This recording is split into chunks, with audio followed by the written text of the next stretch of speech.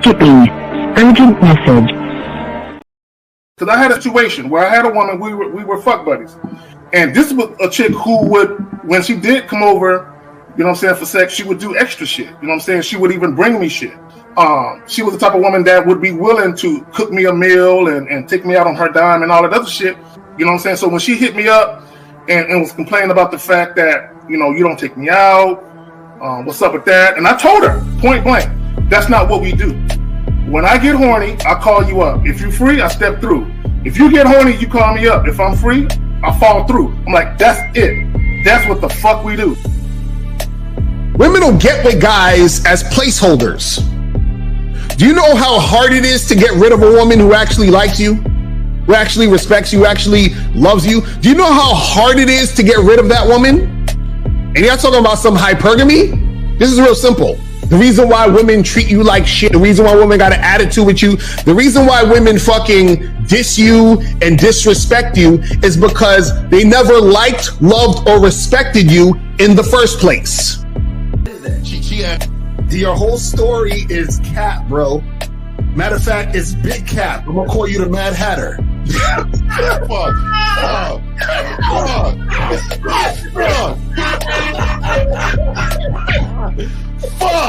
I don't know why it would happen to me to lie. You guys didn't even know me. Why would I lie to you? Let's say you did. You act like you've never had sex a day in your life, bro. What it is you're lying to yourself. You're lying to yourself. That's why you can't make any progress, bro. All the sex that you've gotten, I'm pretty sure it's been handed to you. When a woman meets a man that's valuable and knows who the fuck he is, she knows that she can never overpower a nigga with game or a real dude or a man of value and not even to say a man of value, because that sounds too much like what other niggas be saying. What I really mean is a man that knows his value. When a woman is dealing with a man that knows his value, she knows that she cannot overpower him. So she ends up saying to herself, well, if I can't beat him, I gotta join him.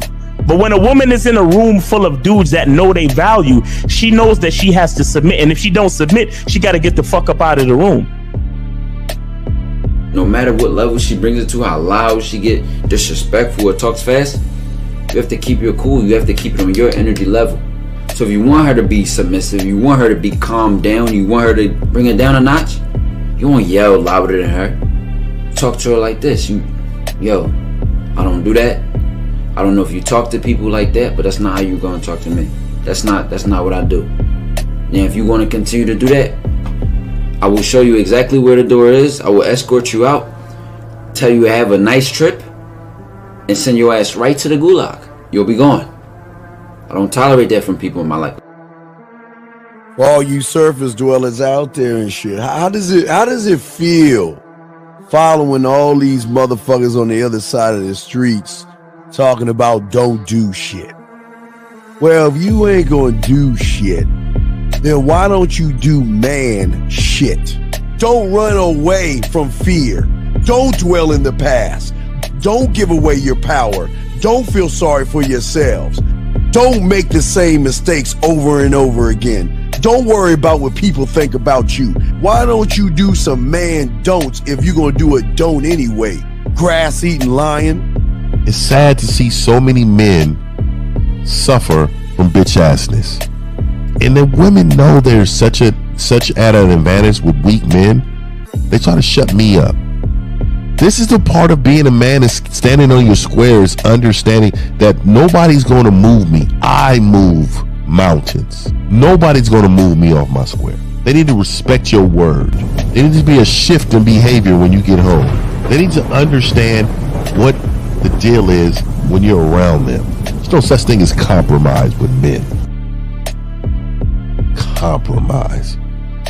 You should be fucking at the all truck day. stop. All day. These conversations are obviously too in depth. They're too in depth with these bitches, man. What are we talking about? You're a truck driver. Bitch, I come in every state and I fuck hoes. That's what I do. And you gonna be one of them, or I'm gonna find one that will. And the thing is, if she got an issue with you not having a place to stay, that means she ain't really feeling you. Respect to Scary Perry for the $5 super chat. He says, "Salute to the Real Game No Theory panel, best show on Sunday." I don't know what leaving pussy on the table means, because pussy's not valuable enough to be left on the table in the first place, in my opinion. Exactly. I'll have Christmas lights back there, and I'm fucking bitches under the light. The following program is rated MAN. It contains assertive men who are kings of their castles, men who don't make excuses or blame women for everything that's going wrong in their lives, men who don't make the game about women, instead they make the game about the man. So, if you're into theory or use soft, weak-ass words like hypergamy, red pill, no fap, be on your purpose, high value man, or money, clothes, and status, buddy, you're in the wrong place, and you need to go 2 doors down where the male cuddle parties and circle jerks are going on. This is a man's space. Since the fall of the PUA community back in 2007, most PUAs ran underground because they had nothing to offer.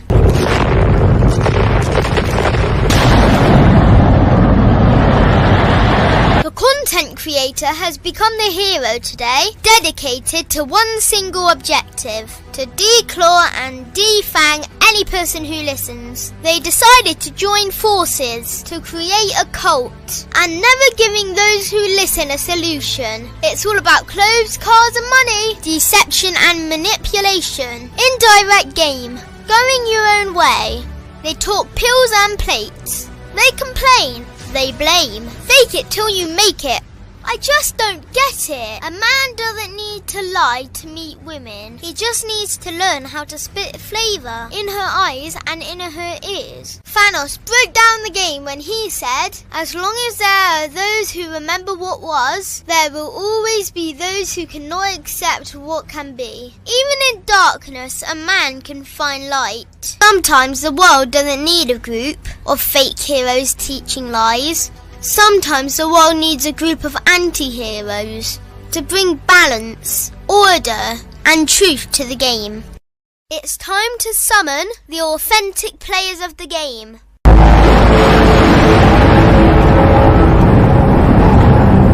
It's time to summon the authentic players of the game. The authentic players of the game. Let it be no confusion. This here is a movement, leveling up, real talk, ain't no illusion. Helping all the men see the light, that's right. Only bringing the truth, you can't deny, that's the vibe. We gon' bring you the insight, bring you the game plan. Show them we real men, we ain't never breaking. You know what I'm talking about, I know that you hear me. Yeah, this is real game, no theory. Let's go, real game, no theory.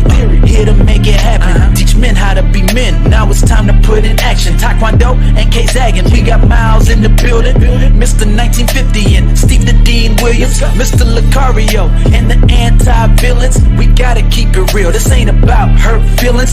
Speak the truth, gotta say it loud so you hear me. Real game, no theory. They don't want you to be who you destined to be. Real men are necessary, not accepting defeat. Talking the man mindset, and this is the time now. We will never fold, never fall off or bow down. Time to make it happen. We ain't even stressing. So many don't take accountability for their actions. I gotta say it louder if you don't really hear me. Speaking the truth, this is real game, no theory. All right, my niggas, my dogs, man, my brothers. Yes. We are here in the building. Let's take it from the bottom all the way top, peeking out somebody's fucking window and shit. Go ahead, Zach. You got it, man. What's up, man? Zach here. You know, it's good to be back amongst my comrades. Someone said the best show on Sunday. Niggas, the best show 7 days a week. Let's go. Let's get it. Miles in the building. Wait, Miles. I'm sorry. I apologize. Before we get my brother from another Miles, allow me to go ahead, Miles. Now take it, sir. Yes, sir. We got the Game Kings 2 Definition of a Man seminar coming up April 20th.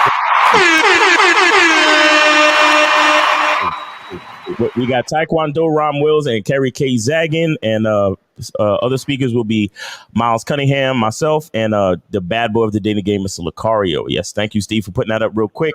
And grateful for another day, man. Just came from a quick little jog in the park and all that, so I'm feeling good, feeling energized. So shout out to everybody on the panel, shout out to everybody in the chat, shout out to all the viewers on the playback. Appreciate you for being here, and let's go get it, man. Yeah, CDD wins the man mindset, guys. Always remember, go ahead and ask your questions and all that other stuff. Let's get it. Let's go, Lucario. What up? What's poppin'? It's your boy, Mr. Lucario, the bad boy, the dating game. Chilling here from an undisclosed location. Shout out to everybody in the chat. Shout out to everybody in the building. Let's get it cracking. All right, Fifth, you up, brother? Hey man, only Lucario can swag those shades out, man. I'm gonna tell you right now, ain't no other nigga that can swag those switch shades out, my nigga. They fire on him, nigga. You know what I mean? Let's get it going, man. Let's get this shit going, man. I just want to know, is that a shower curtain or a curtain behind you? Are you in the bathroom somewhere, nigga? That's a hotel curtain. Shit. Yo, nah, nigga. With shades like that, you got to be doing the podcast from the bathroom, nigga. You can't. Niggas, I'm telling you, dog. I'm telling you. Look, I was as soon as we all came on after the song, I was like, this nigga here. Yo, Lucario, you know you my nigga, but how the fuck you so dark that your lips match your hair? Hey, come on, my niggas. Hey, I had a Valentine's Day show, nigga, and they swore it was Lucario on the cover, nigga. They were putting in the comments. They was like, nigga, is that Lucario right there? I was like, oh my nigga. Yo, shout out to the big homie Lucario, not giving a fuck about what other niggas. Not giving no fucks. Rocking whatever the fuck you want to rock. You feel what I'm saying? I could appreciate that, nigga. Facts. Yeah, no doubt. All right, so Zag, let's get it, man. You up, brother? And Zach, hold on, Zach. Don't think we don't see you looking like a fucking low budget Run DMC nigga. Don't even. No, I thought it was LL fake. LL Cool P. This nigga. I thought that was a Gilligan hat, nigga. I didn't know that was. Y'all niggas got all these jokes and shit. What's the fucking comedians today and shit? You know, it's funny. You see how we could joke on each other, but when we try to joke on the callers, they get all sensitive. See, we trying to show y'all. Man, they get mad. They start crying and shit. The Lucario look like he about to rob somebody and shit. You don't take them glasses off and get up, stick up, motherfucker. Oh so shit! Check this out. So the joint, their money is our money. Here's one thing that the whole Rihanna cover and ASAP cover, it's a controversial cover, but one of the things that it spawned was the fact that she is a billionaire and he isn't, right? And everyone basically said, people who agree with the cover, their argument was that she's the breadwinner. She makes all the money. And my thing is, ASAP Rocky, his mindset to be, nigga, I'm a billionaire too. Facts. Right. I'm a billionaire too, nigga. She ain't a billionaire. We billionaires, nigga. Her money is my money. So when we say their money is our money, that's exactly what the fuck we mean. You got it. Right. I think too, a lot of it, because I've been seeing this narrative all over the internet in the past week where a lot of these guys are like, well, she got more money than him, so that means she should be in the lead, and whoever got the money should be leading. And see, this is a lot of guys have that trick mentality, because the reason why they think that is because in order for them to feel like leaders, or in order for them to feel like they have some sort of influence or power over the situation, they got to have bread. And that's the only way that they've ever seen a woman interact with them in a way that shows that she's even like trying to follow him or do whatever or do what he's trying to do, is because of his bread. So what happens is that these women, they're usually these guys for the money, but these guys think that they're getting cooperation. And the reason why they're getting cooperation is because of the money. So in their mindset, money is the goal, is gold. And that's the thing that's going to make everything work how it's going to work. So this is why a lot of these dudes, when you hear women say, oh, these guys be intimidated by a woman who has a lot of money and all this other stuff, it's halfway true, because the guys that are intimidated are the guys who look at money as the end all be all. So of course, if a woman is making more money than him, he feel like, well, I can't say nothing to her because she making more money, or I can't get with her because she making more money. Like, I've actually heard this where guys will literally say, I can't get with this woman because she makes more than me. That was literally the main reason why he said he couldn't get with her, and that shows his insecurity. It's crazy. Exactly. Yeah. Leadership has everything to do with how you use the resources. You understand? Right. Leadership has to do with, and women have to know that they have to know who the leader is, but before that, the man has to know who the leader is. You understand? So, like me, I can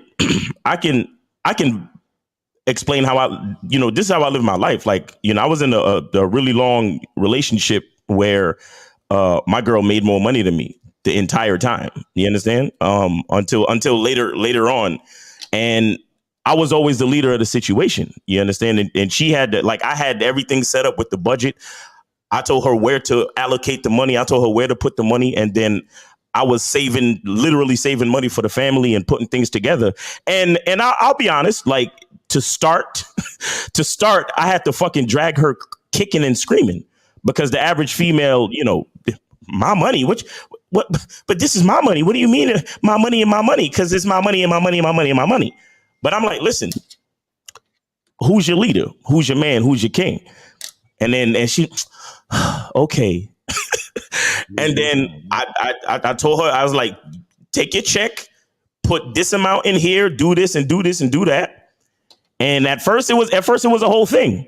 You understand? And then as just 2 or 3 months passed, and I showed her, I'm like, look, we got extra money to take the kids out. We got extra money to go on trips. We got extra money to get a hotel to do some freaky shit on the weekend. Like, oh shit, you really are my leader. You really are my king. You really do understand what the fuck you're doing. You understand what I'm saying? And the crazy part is she made more money than me and she was older than me. So in realm of popular opinion, she's supposed to be the leader. You understand? But until I did what I did with the money, we were never in a good financial situation. You get what I'm saying? So it's really not about the resources. It's about understanding that resources are a tool, and it takes a leader to use the resources most efficiently. You understand? And I mean, look, ain't nothing wrong with women, but let's be honest. Like, what is a woman really doing with her money? She's spending it emotionally, which is why companies market to women, because a big part of marketing is emotion. You understand? If I can make you feel like you need this thing, then you're going to buy it. You understand what I'm saying? You can literally drink coffee out of a mug for the rest of your fucking life, but I'm going to make you believe, hey, this is a travel mug and it keeps things colder and it's shiny. You should buy this. I mean, I went out and bought it because, I needed it. But when I bought that, I made it through logical decisions. But when women buy, okay, just one example, then I'll pass it along. You got a let's say $100 Michael Kors bag. Mm-hmm. That it's leather, it's sturdy, and it holds shit. Then you got a $50,000 like Gucci bag or Birkin bag. I don't know. I really don't know. So if I'm wrong, I don't know. But these bags be costing fucking down payments on houses. And there's no difference in the bag. So what really makes this boss bitch go out and buy that bag? Is it logic? Is it efficiency? Or is it emotion? Yeah. Is she trying to front for her other girlfriends? She trying to look a certain, because like, I don't even know if you could like trade in those bags for more money, or if they fucking go up in value. You know, I don't even know about all that shit. And if they do, then more power to them. But bro, the fact of the matter is a woman must understand leadership. And so even if she makes more money, you have to be able to lead her. And if it was me, if I was ASAP in that situation, and I don't even think they married, you understand? But let's just say I'm married to a billionaire chick. You best believe I'm taking her money and we're turning it into a fucking empire. Like we buying property. We're gonna buy half of Wyoming and a quarter of Iowa and all that other type of shit. You understand what I'm saying? We're gonna do things that are gonna take us to that next fucking level. You understand? So leadership has nothing to do with the money amount. It has everything to do with how you use the resources. You know, what's amazing is that women cannot help that they make good money at their jobs. Women don't walk around with a tag on their chest that says, okay, I'm an accountant. I'm a doctor. I'm a lawyer. I'm a director. I have my own business. They don't go around saying that. They just, matter of fact, a lot of them try to dress down to blend in because they don't want to intimidate the average motherfucker. Yeah. We can't help that we gamed up, but we don't give a fuck what the fuck she is. And again, for y'all newbies out here, y'all, if y'all really want to get with the ones that got paper, y'all better get to those organic, like Sprouts, and all those little organic places and stuff, Whole Foods and stuff. That's where money. Yeah, that's where the upper echelon shop at. That's where the Beverly Hills of money, where women that are caked up. That's where they shop. If y'all really want to know how good your game is, you ain't intimidated. But with that being said, see, her money, yeah, her money is her money. But here's the thing: her money's her money until she meets me. See, a lot of women out there have money, but they don't know how to manage money. They always see, even if you don't mess, whether she has money, she doesn't have money, guys. I'm not buying your weave. I'm not buying your nails. I'm not buying your pedicures. I'm not fixing your tire. I'm not doing any of that shit. I'm going to help you manage your money by understanding that if you're with me, your money is my money. Now, again, I'm not going to be that kind of guy to dip in, because when you're a man, you don't have to dip in their money. They give you money. They put money on the table. Not that you're a whore or anything like that, but they put money on the table. They give you some money. They the ones that look at your bills and shit when you don't ask them to. You know what? I'm going to take care of, pay this bill and all this other stuff. But it's not just her money is my money, guys. Her crib is my crib. And y'all don't even understand that. Y'all listen, her crib is my crib, meaning that's if I want to get away, if I want to go kick my feet up somewhere, I will make sure her crib is set up to my specifications. And she loves that because she knows she gets my time. Because she knows if she's not having my time, I'm giving my time to someone else. So she going, again, that's where the competition comes in at. She's going to do all these things, give you things. Like I always tell you guys, and I'm going to take it back. I always tell my clients to go, guys, to watch Purple Rain in 1983 when Prince looked at the guitar. And what would Apollonia do with her first fucking check? Her first check, even when she didn't even pay her rent first, she went and bought that goddamn guitar to show that, you know what, this is submission. You know what, even though these women are caked up, they love to, in their mind, take care of you in their own way. And it doesn't mean that you can't take care of yourself. It means that they just love to, you know what, I got us 2 tickets. We got first class. We're gonna get you. I'm gonna pick you up in an Uber Black. For all you motherfuckers don't understand about caked up motherfucking women, they don't drive Uber, they drive Uber Black. And matter of fact, those women that even want to keep the paper trail low, because a lot of women do that, guys, they will have a marketing team or a concierge group just call you and tell you, all right, here's your plane ticket. This is the flight you're going on. This is where you're going. When you get to the hotel, this is the name is under, and she will be there as soon as she gets there. Because a lot of women have a lot of shit to lose, so they sometimes are incognito. So there, you can't listen. If you are intimidated, because a lot of these women are in what you call a man's world, so they got to buck up, like, you know, they got to be hardcore in the office, even though they internally cry and whine with their little cat vittles and shit like that.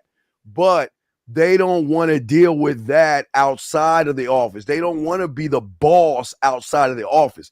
They're the boss in the business world, but they want to be a woman outside the world. And they want a guy who can handle the fact that, yeah, so what, I make money, but I'm not about my money because shit, I'm doing for you. I give to you. I'll be about you. So this is where if you intimidated about women who make more money, get the fuck out the game. Fifth, you got it, man.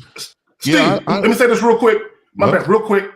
Just real quick. Steve, to your point, I've literally heard women say exactly what you just said. I don't want to go home and have to be the executive supervisor or the executive manager or whatever.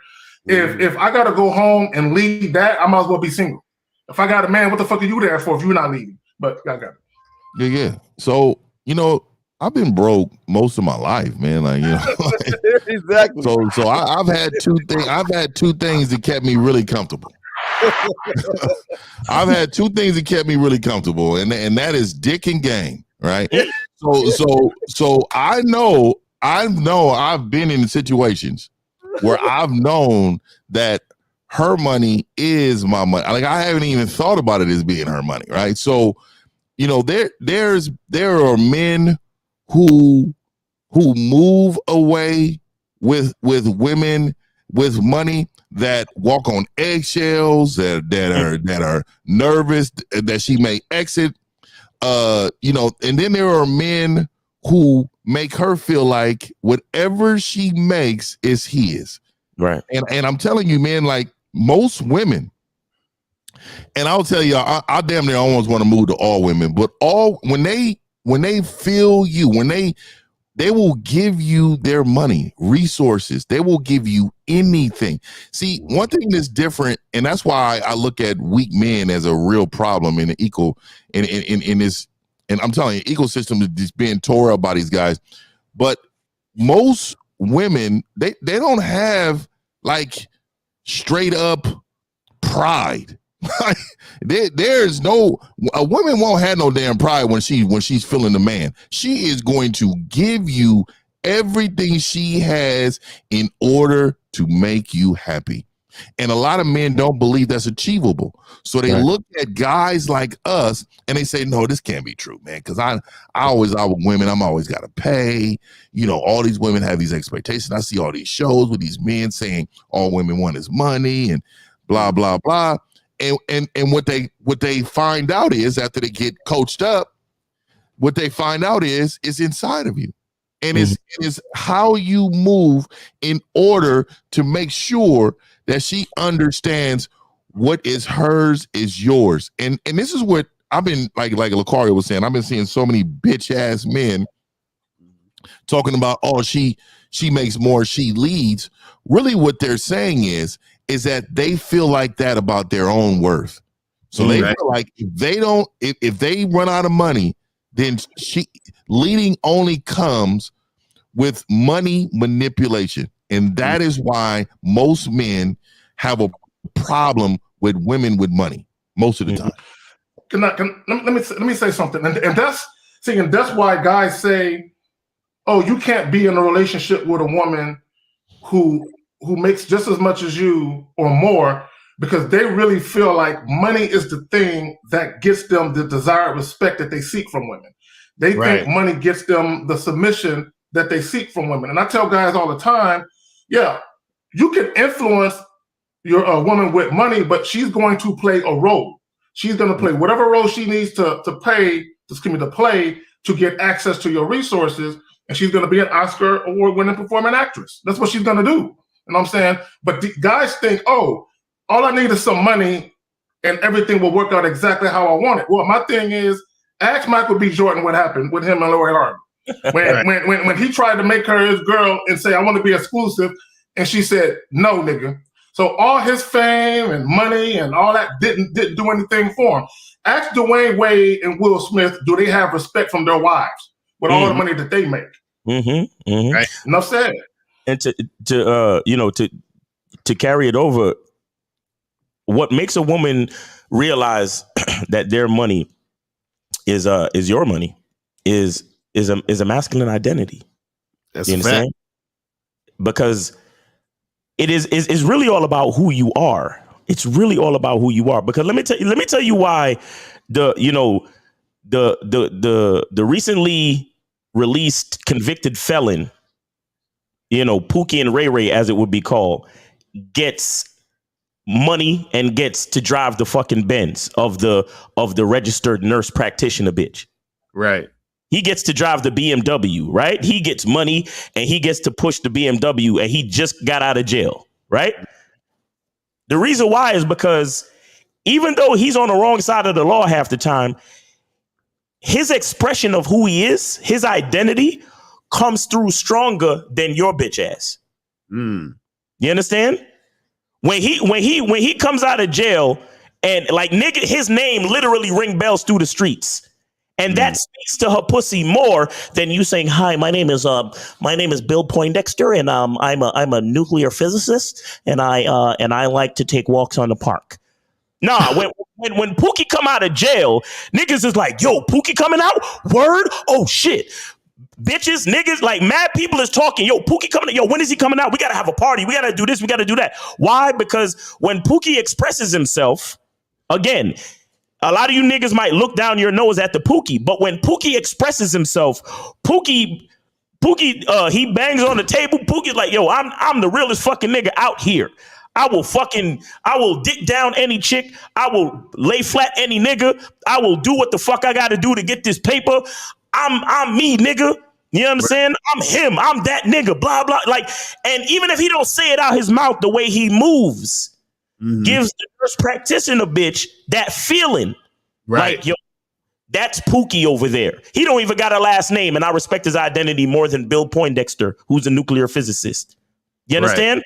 Because Bill Poindexter is depending on his accolades and his credentials to speak to his identity. Meanwhile, Pookie is fucking his action and expression and how he affects everybody that he comes in contact with speaks to his identity. You understand? So that's why she's willing to give it up now. Am I saying you need to be a Pookie? I'm not saying you need to be a Pookie. I'm saying you need to develop a masculine identity. I'm saying you need to know who the fuck you are. Because when a woman drops money into your hand, she needs to know, based on who she knows that you are as a man and as a person, she automatically know what's going to happen to that money. Right? Because so for example, Pookie's a hustler. Pookie got connections in the street. Pookie got connections in the corporate world. Pookie got connections all around the place. If I give Pookie $10,000, by the end of the day, he might have a fucking barbershop opened up at the end of the block. Right. Because that's how Pookie get down. Because he know this nigga, he know that nigga, and he know a couple of bitches over there that could make it happen. Mr. Poindexter, who do you know? Well, you know, my college professor, he's a pretty nice guy. And, you know, sometimes we talk. You get what I'm saying? So when she lets Pookie push the whip and she give Pookie $10,000, she know that Pookie could flip that shit. She know that Pookie got the expression and the identity and the individuality, the gift, the gab, the networking skills, the hustle mentality to make something happen. So that's why, you know, to Steve's point, when he was talking about how Apollonia gave Prince the guitar, she knows that she could give Prince the guitar because what is Prince all about? He's all about making that guitar sing, nigga. He's about fucking captivating a stadium full of people just by hitting one chord on that fucking guitar. So does it make sense for me to spend all my money and give him the guitar? Hell fucking yes. Because when I give it to him, he's gonna actually do something with it based on his identity. Because I know that he is a fucking musician virtuoso. Then he smacked her. Then he smacked the mouth afterwards. And then, right? But the point I'm trying to make is if you want the woman to understand that supporting you makes sense, you have to develop a masculine identity. We have a call real quick, and let me see if I could try out this shit to make sure it's working. We got 678. I think this is Efosa. Efosa? All right, can y'all hear him? No. Nah, I can't hear nothing. So the line ain't working on that side? Hold on. Let me try one more thing. If not, I can open mine up. So if not. So. All right. Can I hear him now? Efosa, speak. Still can't hear him. Nah, we ain't hearing him. All right. Okay. So yeah. All right. So I'll set it up. I'll set my line up. I got it. All right.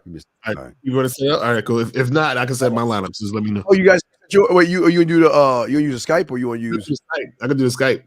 So we do the Skype on my phone. I can do either one. Yeah, we'll do the Skype. So it's 646-481-3901. Yo, Efosa, you're gonna have to call back on the Skype number, all right, bro? So 646-481-3901. So that's the number you guys can call up. 646. Yeah, 481-3901. Yeah. Yo, man. Okay. All right, I'll make a banner of it right now. We just have to go find a whole new fucking software for Block Talk is on some bullshit. I told you that's why I canceled my subscription, bro. Yeah, that's why I use my own phone line joint for that shit. What are you talking about? What are you talking about? What we was using? Yeah, Block Talk is acting funny now. But guys, the number 646-481-3901, 646-481-3901 is the number. So guys, call up if you want to call up. You feel what I'm saying? We get that shit cracking. You feel what I mean? But yeah, man, you know, a lot of these dudes, unfortunately, you know, they don't understand that. They don't understand their value, so their value comes from the money. Right. Who has that comment? that I put. Hold on. Oh, let me see. I want to read this shit. I want to read this shit. This shit was some bitch ass shit right here. God damn, these niggas are some hoes. 6, 7, 8. Hold on 1 second. All right, 6, 7, 8. What's popping? What's going on? Who's this? 6, 7, 8. Is he Fosa? What Can you up? hear me? What's up? Yeah, y'all can hear him? Yeah. I can hear him. What's going on, Efosa? What's popping? So here's the thing. What if that a man, let's say a woman makes more money than a man, but he lives in her house? You know what I'm saying? The woman, like he lives in the woman's house. You know what I'm saying? They're both. That's his house. That's his house now. That's his house? Yeah, he lived there. That's his house. Where he kick his feet up. It might not be legally his house, but it's his house. So you said women will submit to the guy, even though they both live in the woman's house. Yes, exactly. Absolutely. If he's actually a man, if he's actually a man, though, not if he's a average guy or a male, he has to be a man for that to happen. You understand that, Efosa? Here's the problem.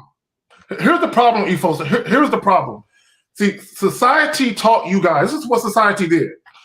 Society said you're a man, so if you're a man, you're supposed to get out there, bring home the bacon, the house, and everything should be in your name. And a woman comes to live with you. So in other words, you build a life suitable for a woman to come into. That's what men do. Build it and they will come, right? But what they failed to tell you is all of that does not influence a woman to treat you in a desirable fashion. At the end of the day, they forgot to tell you that as a man, you being who you are as the man, that influences the woman. See, guys think money and material possessions that influences a woman to behave in a way that they desire. That's not necessarily true. A woman will not respect you because you have a ready built house and you have money in the bank. Yeah, she might deal with you, but she ain't gonna automatically just respect you just because you have those things. But if you are a man who commands respect and you are worthy of respect, you're going to have influence over that woman, which is why a woman can make more than you. You can live in her house and she ain't tripping. Right. That's true. All right. Are you sure? You said that's true, nigga. Are you sure? Did I convince you that easily? That's all. All right, well, Efosa, we appreciate the call, my brother. We're gonna holler at you, man. All right, so guys, I'm such a bully, man. 646-481-3901, 646-481-3901 is the number. So if you guys want to call up, get that shit cracking. Yeah, he got some questions though. Yeah. Is there such thing as a honeymoon phase in a relationship, or is it a sign that I've stopped working on myself and developing? What? Tell me what a honeymoon is. Can somebody tell me what that is? What is that? What the fuck is that? Fucking 50. A honeymoon. Think about what we're saying here. What the fuck is a honeymoon? Let me Google. Let me Google a honeymoon. Hold on. Let me I don't even understand that question. Really, I don't understand what he's talking about. He's just saying a man. That's all. In a relationship, or is it a sign that I've stopped working on myself? I think what he's saying is that if he's succumbing to new relationship energy, does that mean his game is slacking? I think that's what he's trying to say. I think he's trying to like figure out, the weakness of when you meet that new bitch and the pussy's fire. You know what I'm saying? Right. Like, he's trying to ask or justify his weakness in that type of situation. At least that's the best I can come up with. All right, fuck it. All right, so let's assume for the sake of argument that's what he means. This is where men make the most mistake. When everything is so-called good in the moment, everything is good, right? A lot of bad decisions are made in the first 2 or 3 months. This is why people rush into relationships after 2 or 3 months. And then about 8-9 months in, that's where the bullshit comes, right? Because the dust is settled, y'all done got used to each other. Now real life starts to kick in.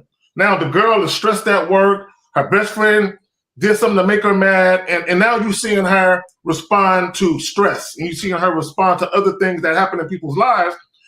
And now you guys are arguing about some bullshit.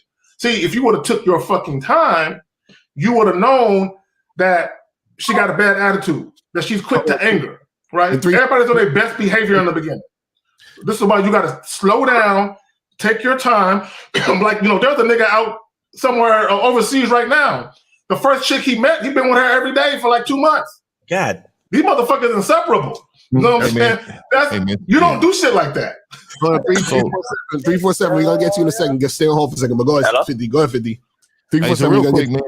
It says honeymoon phase. What exactly is honeymoon phase? In early stage of a new relationship, everything often feels exciting as you bond and fall in love with your partner before commitment. What type of shit is that? So 347. What's popping? What's going on with you, man? What's going on? What's up? It's your man D Money. What up? So what's good with you? So when I used to listen to the bum ass Red Pill, they used to talk about, oh, your money's her money, your money's our money, and her money's her money. And I'm like, what the fuck? Since you guys talking about you could take a woman money and make it be yours too, it's all a lie. Like, it makes me be lying and shit. Because I remember days when I was broke. D Money. What's your question, bro? What's your question, bro? My question is, why the fuck society keep lying like to us? Why the fuck do you care what society does? Why the fuck do you would you care what a squirrel does when you walk out your door? You care what the clouds float in the air? You care if a leaf falls off the tree? Then why the fuck do you give a fuck what society's doing? Society's gonna do what society does, brother. Why? The fact that you care shows how fucking weak you are. Why do you care? I'm not saying that I care. If I don't have you just asked the question. You just asked why did society do whatever the fuck dumbass question you asked? Why do you give a fuck? You're not listening. You're not listening. D-Money, listen, D-Money, here, look. See, you said, these were your words. Why does society lie, right? So if you know it's a lie, then the question then is, why are you listening? That's the real question. The reason I asked that question, because if we don't have no guidance to guide us the right way, how we caller. You don't get it. Society, all the customary things to do and societal norms and societal standards, that's based to control people, right? Mm-hmm. So when you talk about the right way, that's subjective in and of itself. Caller, check this out. If I was walking in downtown San Antonio, Texas, and I came across a goddamn Ku Klux Klan rally, I'm not going to ask them why they racist. It don't matter. how they feel is how they feel. I'm not going to change their mind. So you're asking, why does society do what it does? Society is set up to control people that are easily controlled. What you can do is what we've done. We said, fuck society. I'm going to carve my own path as a man and do my own thing, and I'm only going to fuck with people that's about what I'm about. That's simple. Real quick. All right, let's think about this. The world has two different types of individuals: suckers and men. Okay, like Miles was saying, the society is always wanting to sell to effeminate, emotional motherfuckers because they tap on your fucking feelings. Right. That's why they don't talk to us. When you see a woman on a profile that says, if you're looking for sex, leave me alone, or I'm not that kind of girl, or I'm looking for a good guy. You dumb motherfuckers believe the bullshit. But real motherfuckers realize they're not talking to us. When they're talking and bitching and complaining about women, or women, wait, watch this, caller. When women say, I want a guy that's 7 foot tall, he's got to have green, blue eyes, he's got to fly and have $1 million in his pocket. They're not talking to us. That's why we don't give a fuck. They only talk to the suckers who get emotional and effeminate when they do that. And that's why they use that clickbait type reaction videos to talk about modern. Look what this one modern woman said out of 1 billion women. She said a man's got to spend money on her. And then, like I say, do the homework assignment. Just look at any of those videos and read the comments. That's you motherfuckers. So when that bitch says, I'm looking for a 7 foot tall and all this stuff, she ain't talking to us. We don't understand what the fuck she even saying, because that's not our language, because we're a fucking man. That's a fact. That's real shit. Let me add this, and getting back to the topic, when we saying their money is our money. Now, you can be a guy that's a provider and you're paying 100% of the bills, and your woman is working and you don't necessarily need her money. Well, if you don't need her money, what is she doing with her money? My thing is, now you can tell her, hey, this is what we're going to do with your money. We're going to invest your shit. You know what I'm saying? Now, if you're married and all that, and I said this on a recent live stream, a lot of people, they get married, but they're not planning for the future. Do you know if that chick got a 401k? Do you know she's investing her money? Do you know if she even saved her checks? You know what I'm saying? Does she put money to the side, or she's spending all her shit? Because since you're paying all the bills and taking care of her, now you're freeing up her money to do shit that she can do, that she want to do with it. Is she buying a lot of bullshit, right? Is she fiscally responsible? You got to make sure that you're managing her, and she ain't doing no dumb shit with her money. Yep. Hey, speaking of which, K-Zag, man, I remember back in do any of y'all remember this thing called ING? This online bank called ING where they used I remember that. offer like investment banking. They used to offer like at least 3% on your money and shit. Oh man, I didn't know that. Yeah, this was years ago. The bank don't even exist no more. But I remember putting my girl on at the time, and then my girl put her girls on, and then like different of her. Like I remember at least one of her girlfriends bought a whole fucking house in New York just off of that one tip. I gave that advice to my girl, and my girl gave the advice to her homegirl, and she was able to buy a house in New York City. You understand what I'm saying? A 3-story house in New York City.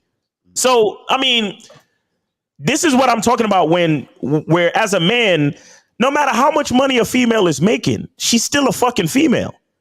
She's still looking for leadership. She still needs to be with a man that knows what to do with the money. Because it's not about the fucking money.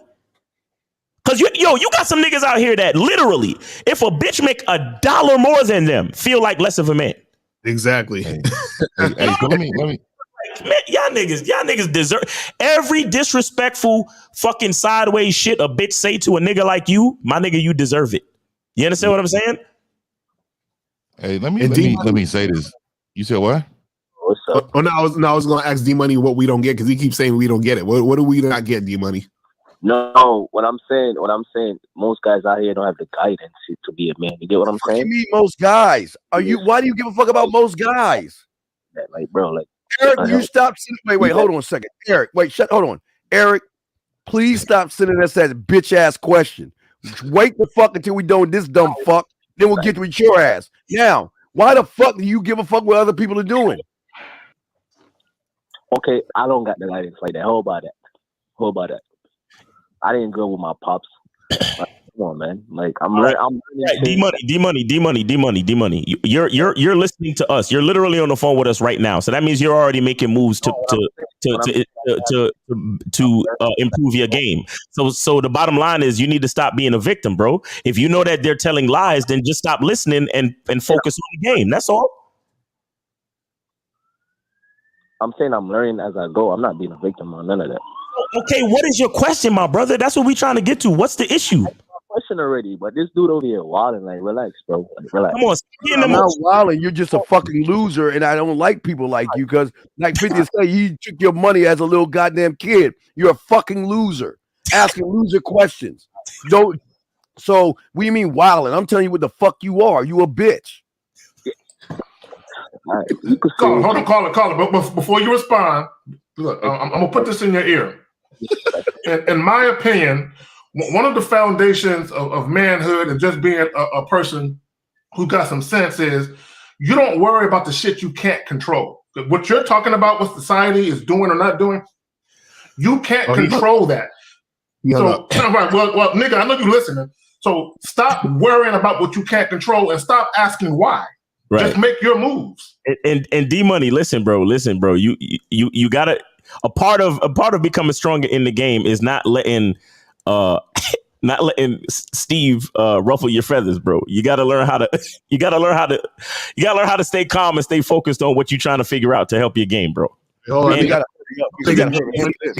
calling back. Hold on, I think D Money is calling back because his phone had out. Because the truth is, nothing that Steve is saying is false. But you gotta understand what's going on within the message and not get emotional. Right. So D Money, you back?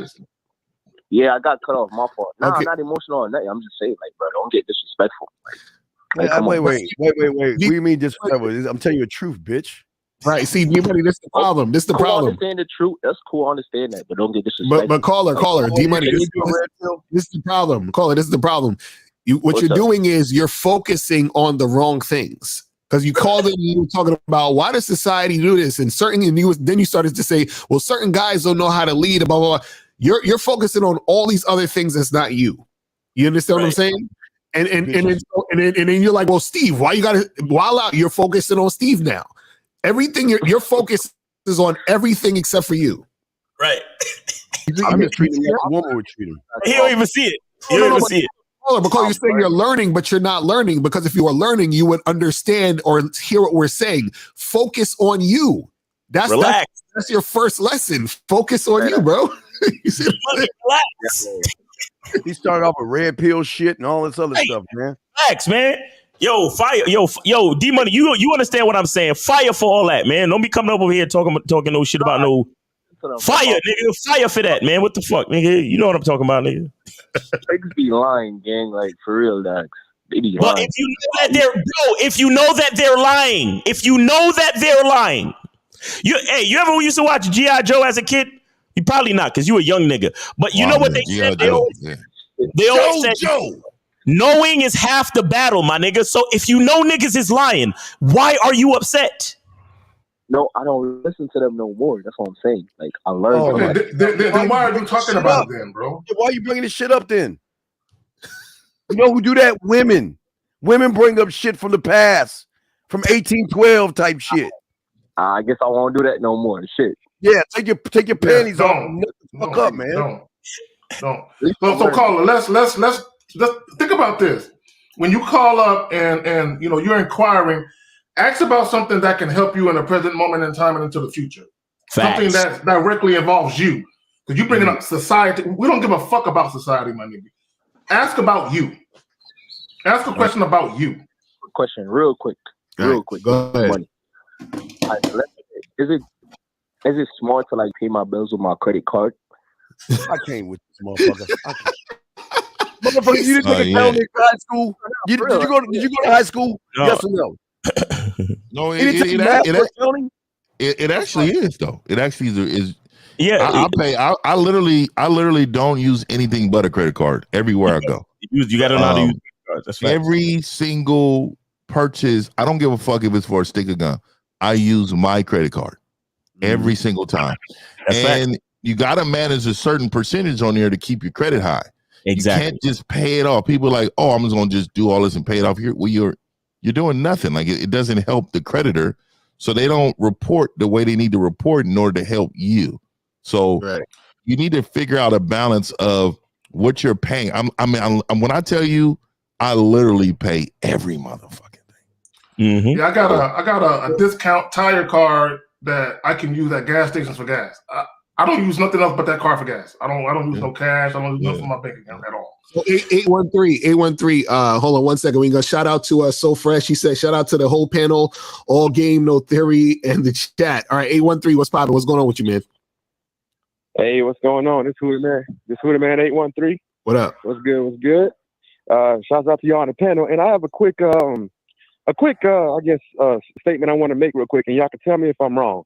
Because I used to argue with my cousin about this same point. He would be like, yeah, man, I moved in to a bitch, and it's my shit. And I'd be like, nigga, that don't make no motherfucking sense. How that's your house. You know what I'm saying? Because you just moved in, and what you talking about? I'm sitting there calling him a bitch ass nigga. But remember, I was shout out to him because he get it. Shout out to your cousin. Huh? But go ahead, caller. Go ahead. You called your cousin a bitch ass nigga? But when I listen, okay. What was that? You said you called your cousin a bitch ass nigga? Pretty much. Hell no. I ain't say that like straight up, but pretty much with the energy I'm giving him, like, nigga, you pretty much a damn bitch. You might as well call yourself. But I didn't understand. So now that I'm listening to y'all, I actually understand. And here's the statement I want to make. Y'all can tell me if I'm wrong. But real men apparently don't live in knowledge of self. They live in belief in oneself. And hold on, let me kind of give a quick example of what I mean by that. So like, say like you learn how to play chess or whatever, right? And you don't know how to play at all. So you played like 250 games, right? And you only won 10% of them and lost 90%, right? But yet you still playing the fucking game of chess. Why? Because you believe that you can actually learn how to flip that shit over from 90% winning to 10%, losing. So Caller. I just say that there used to be this thing called a seduction community. And the same bullshit you just saying applies to that stupid shit that them dumb fucks are doing. They believe because they saw a squeeze page where a guy connected to them because they were losers and showed some photos of him with a bunch of women he hired. They thought that they can win by using certain kind of vernaculars to try to manipulate women. What the fuck are you talking about? No. Wait. Did you hear what I said though? Yeah. Get to the other side now. We got you, bro. Belief, and now get to the knowledge part. Go ahead. What you mean by the? Oh, okay. So you saying that I'm pretty much wrong by saying that real No. You're not wrong, brother. You were trying to explain the difference between belief and knowledge, and you started out by talking about chess, and you were talking about belief. I'm trying to help you out so you can finish your point. So back to that test statement that the knowledge. All right, I'm sorry, I had to come off. I couldn't take it. Thank you. Let's go to. We're gonna go to 954. I was like, let me just go to this thing. Thank you, Lucario. Thank you, man. 954. What's popping with you? 954. What's going on? Hey, what's going on? Yeah, I want to speak about something on the topic today. I have a question. I agree with King Zagan's point about the man that usually is married and pays the majority of the bills, and his wife is doing all type of bullshit with her money. My question is, how do you get your wife to manage her money better? Because don't you lead her? You are that guy. I mean, sir, how can you? I'm sorry. Go ahead, Zach. Yeah. No. I just want to say this real quick, Steve. Right back to you. Yeah. Caller, I want you to think about something, and I want every guy listening right now that is either having trouble in your relationship or maybe you are endeavoring to get into a relationship in the future. Before you get into a relationship, make sure the chick is already doing what she's supposed to do. Don't get into the relationship and then be like, she got some bad habits, I'm gonna try to clean up after the fact. No, don't get into the relationship with that shit. Because now all you're gonna do is create a situation where she feels like, oh, you're trying to change me. Or and all that. You don't want that type of argument with a chick. Yeah, this doesn't make any sense. There's something's wrong with y'all guys. Before you can get a woman, sir, before you get a woman to do anything, you got to know how to manage money yourself.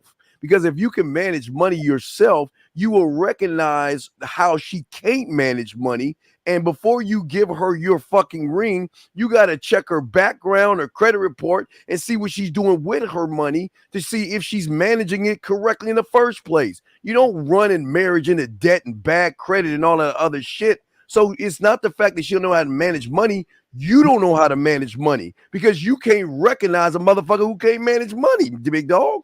You're the problem. Facts, Steve.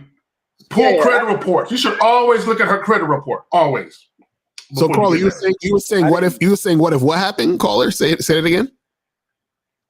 I'm saying, what if you already in that situation? Is it too late to try to do that or no? No, if you're already in that situation, you fucked up because how did you get into that situation in the first place? No, because I was not thinking in the beginning. Exactly. So then that's the answer. Think before you do. Vet before you get into the situation. So a lot of you guys ask questions of, well, what if I'm already married and then my wife start acting like a bitch? Then you fucked up because how you married a bitch?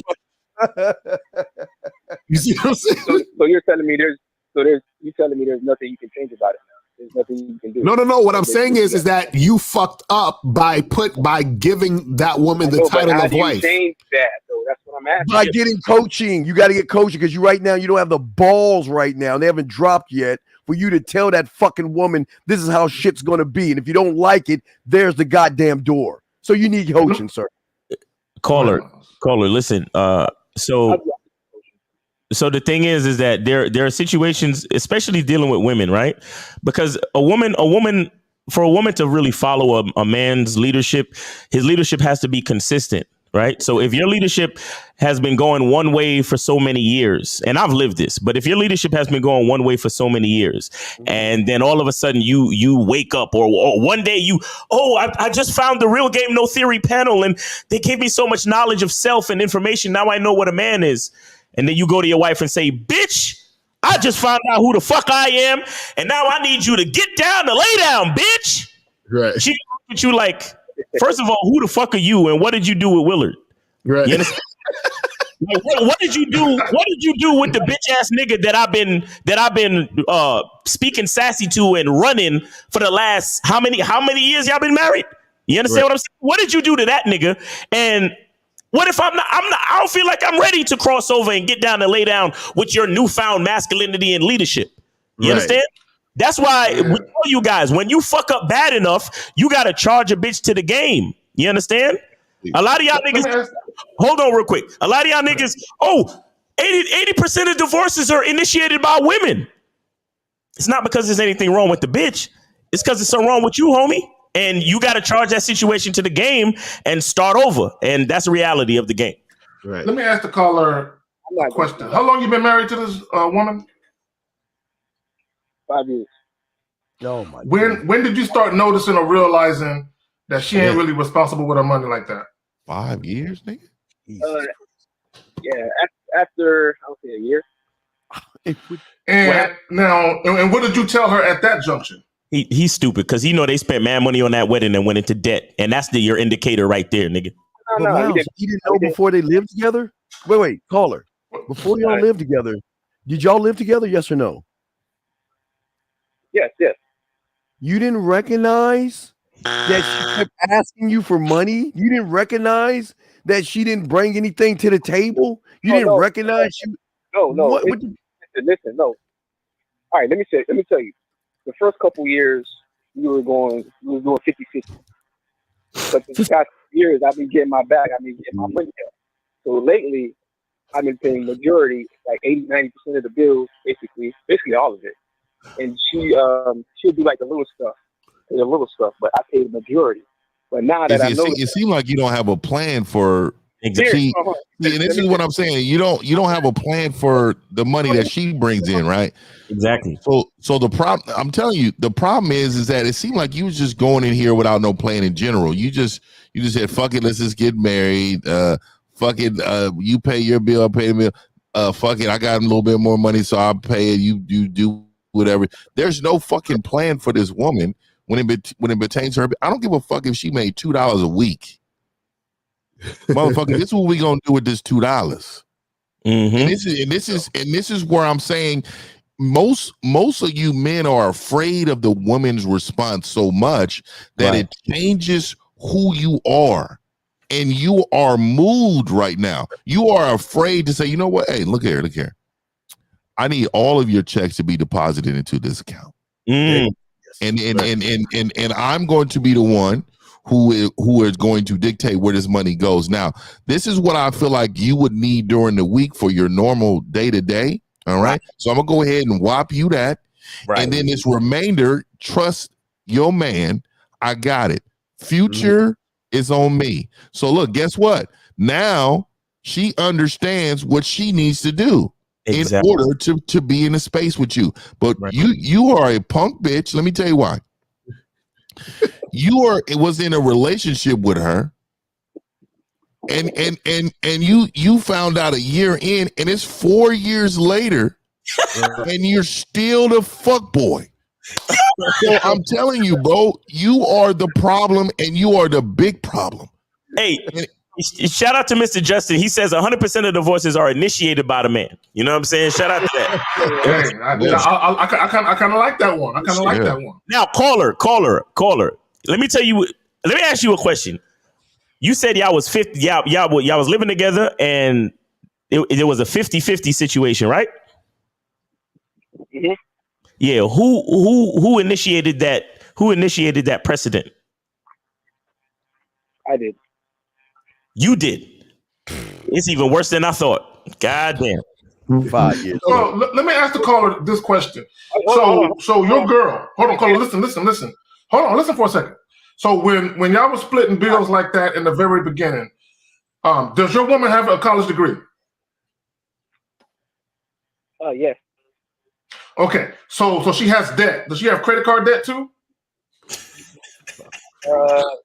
Not that bad. Okay, well, so what you? No, bro. Here's the point I'm trying to make. When you started making more money, and you required less of her money to go to the bills, you should have said, hey, that difference that you're no longer paying towards the household, I'm gonna need you to knock down that debt. Mm-hmm. That's what I'm gonna need you to do, is knock down that debt, because you got to think of it like this. Now, let me ask you a question. Do you live in an apartment or do you live in a house that you purchased?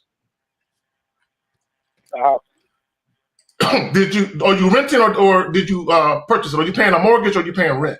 No, we purchased the house. Okay, so what you could have did is like, hey, I'm gonna need you to knock down, you know what I'm saying, some of that debt, because at some point in time, you know, I might want to take a line of credit out, or I might want to do something with this house, or maybe even do some additions to add on to the value of this house.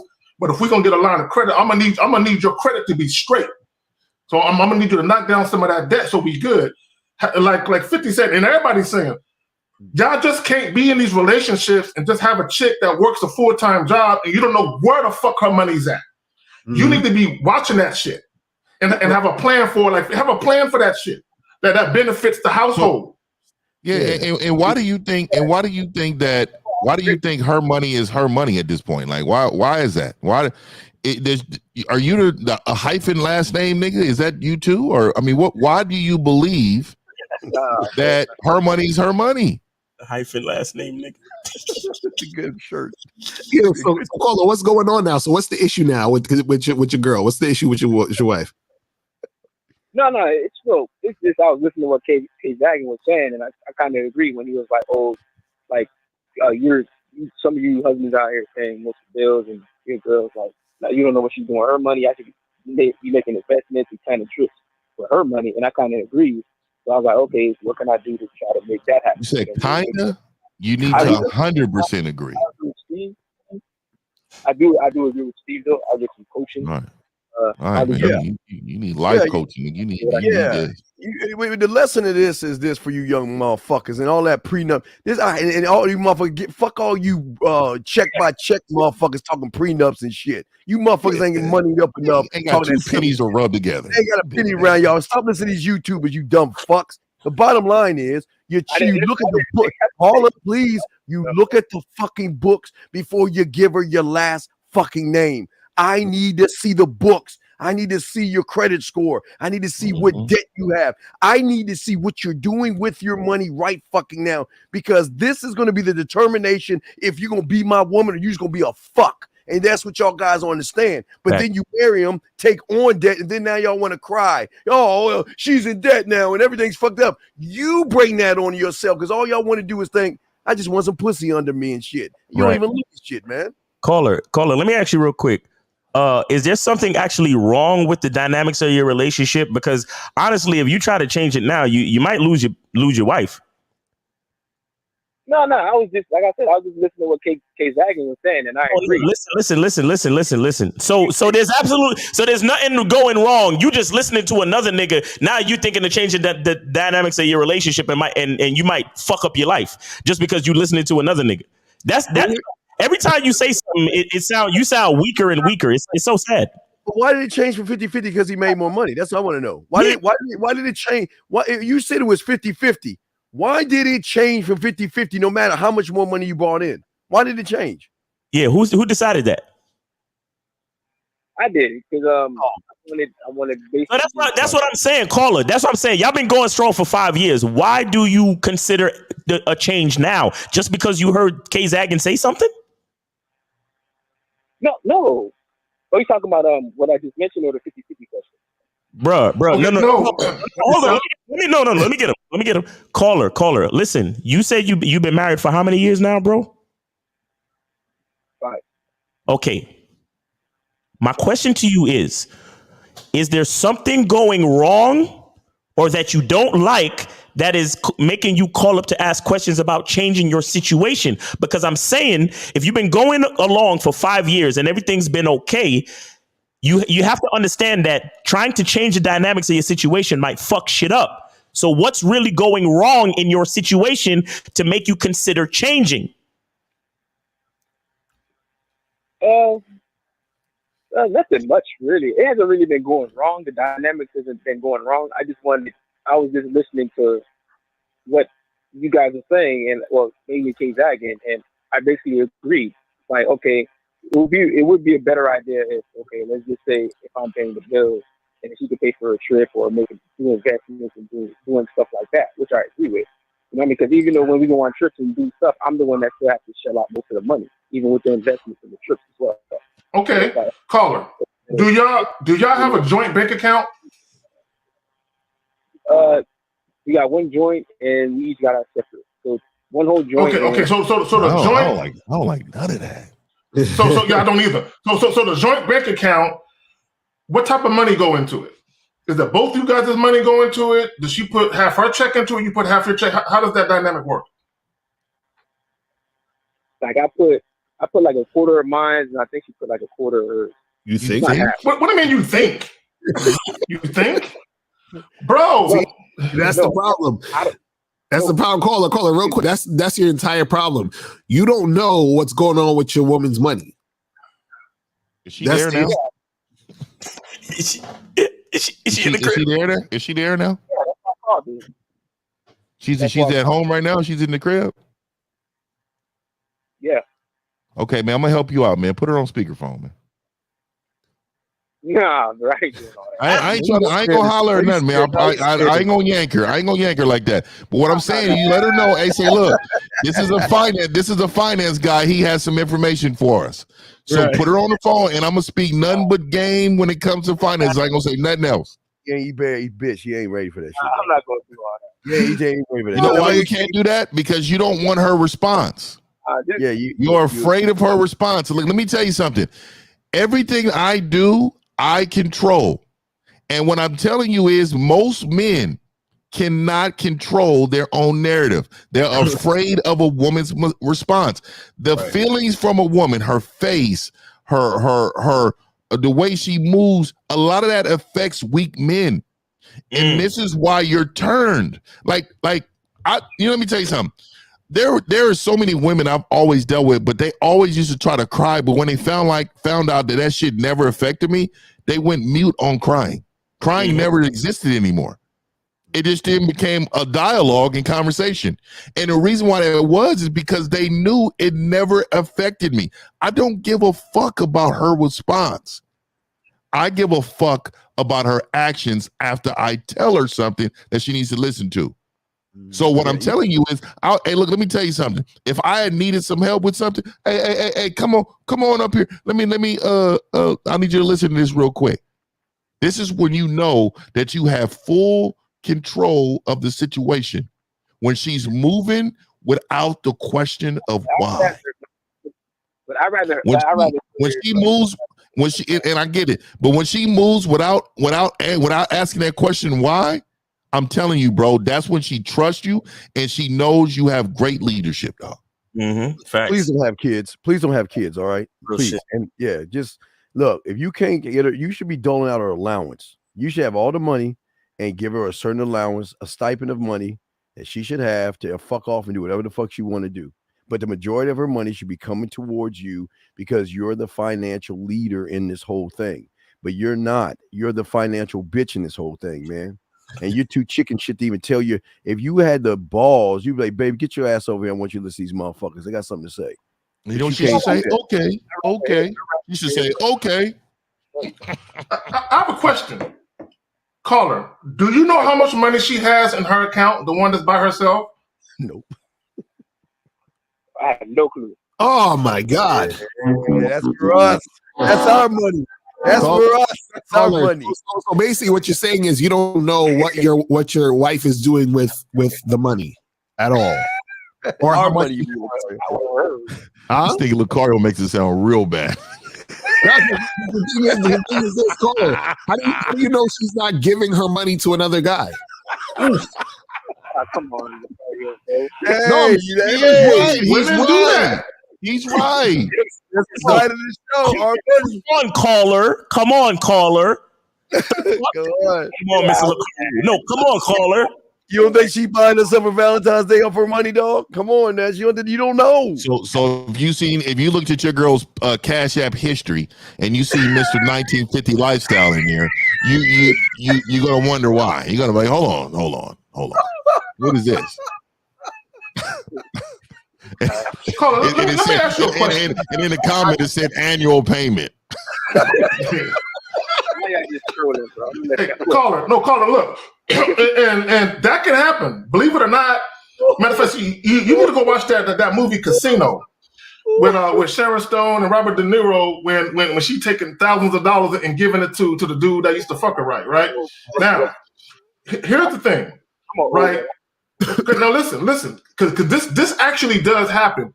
Sometimes you'll have your woman, right? And when you don't know what's going on with the money, she'll have family members and friends that fuck up their money, and she's always letting them borrow money but never gets paid back. So that's why I asked you, do you know how much money? Because your woman should have tens of thousands of dollars saved up.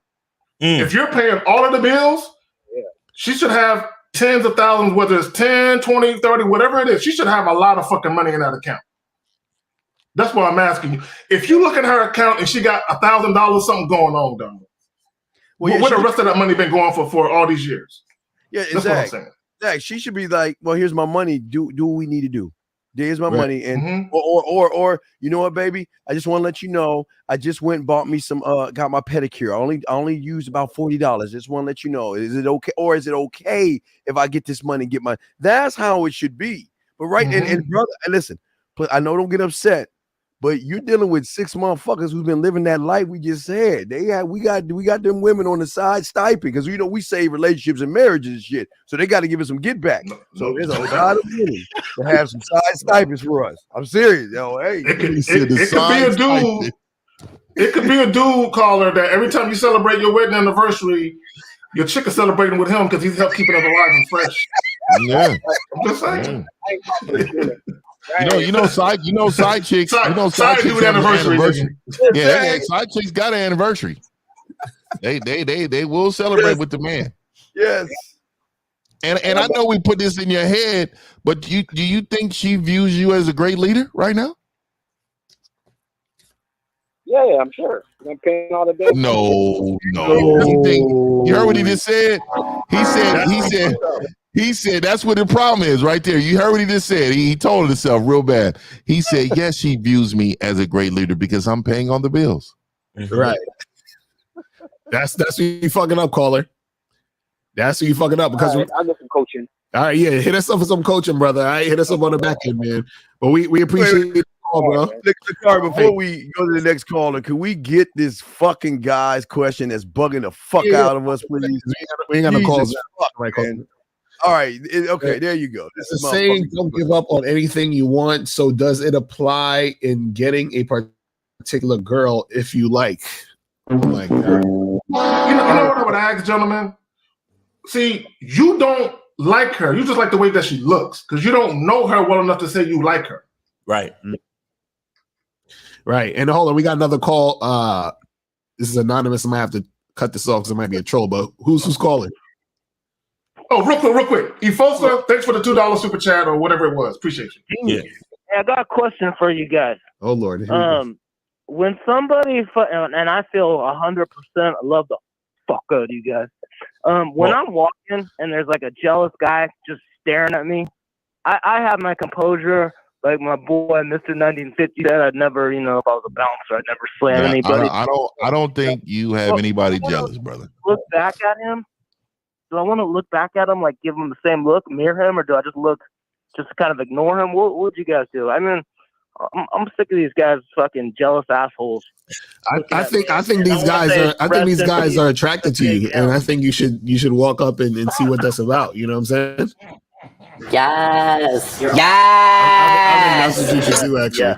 I mean, I'm thinking because I was wearing I'm not joking. I was wearing a Big L t-shirt, the rapper Big L, and this motherfucker in Daly City, I was with a beautiful Filipino woman. That's it. I can't. Can we answer this question? Let's go to this question right here, and we got another one. Okay, you got it. What about this question, guys? Right here. Has anyone on the panel ever taken a good girl? Has ever taken a good girl for you for granted in the past? How did you get past and overcome that? Is it best to try to reconcile and get back, or move on? Always move on. Okay, let me add this about the moving on part. This is what you guys have to understand. This is why it's not a good idea to try and rekindle old flames, unless it's like a fuck buddy situation. But when you talk about a relationship, here's the problem. However she viewed you in that relationship, she still views you the same way. Right. So if she thought she was a bitch, she still think you a bitch. Okay, that don't change because it's been a couple years. So she will always look at you as that guy that she always believed you to be. All right, KPJ, I'll love to answer this one because this is my favorite line I always like to use, because you think external influences things help you, and you drive a nice little car, and you said it yourself, so I didn't say it. I want to make sure you said I messed around with a female and she left you for a guy that drives some piece of shit ass car. So guess what? Your fuck game was weak, brother. You can't fuck. Your mouthpiece is weak as fuck. So your car maybe drew her into you. But as soon as you opened your weak bitch ass mouth, made weak bitch ass moves, and begged to put the tip in, she realizes you were a waste of fucking time. See, what he's talking about is that I guess he got left for a guy that supposedly has a better car. And my thing is this. See, you're just assuming that, right? Because you have low self-esteem, you have no sense of self-value, and you believe your value is in the things that you can show a woman.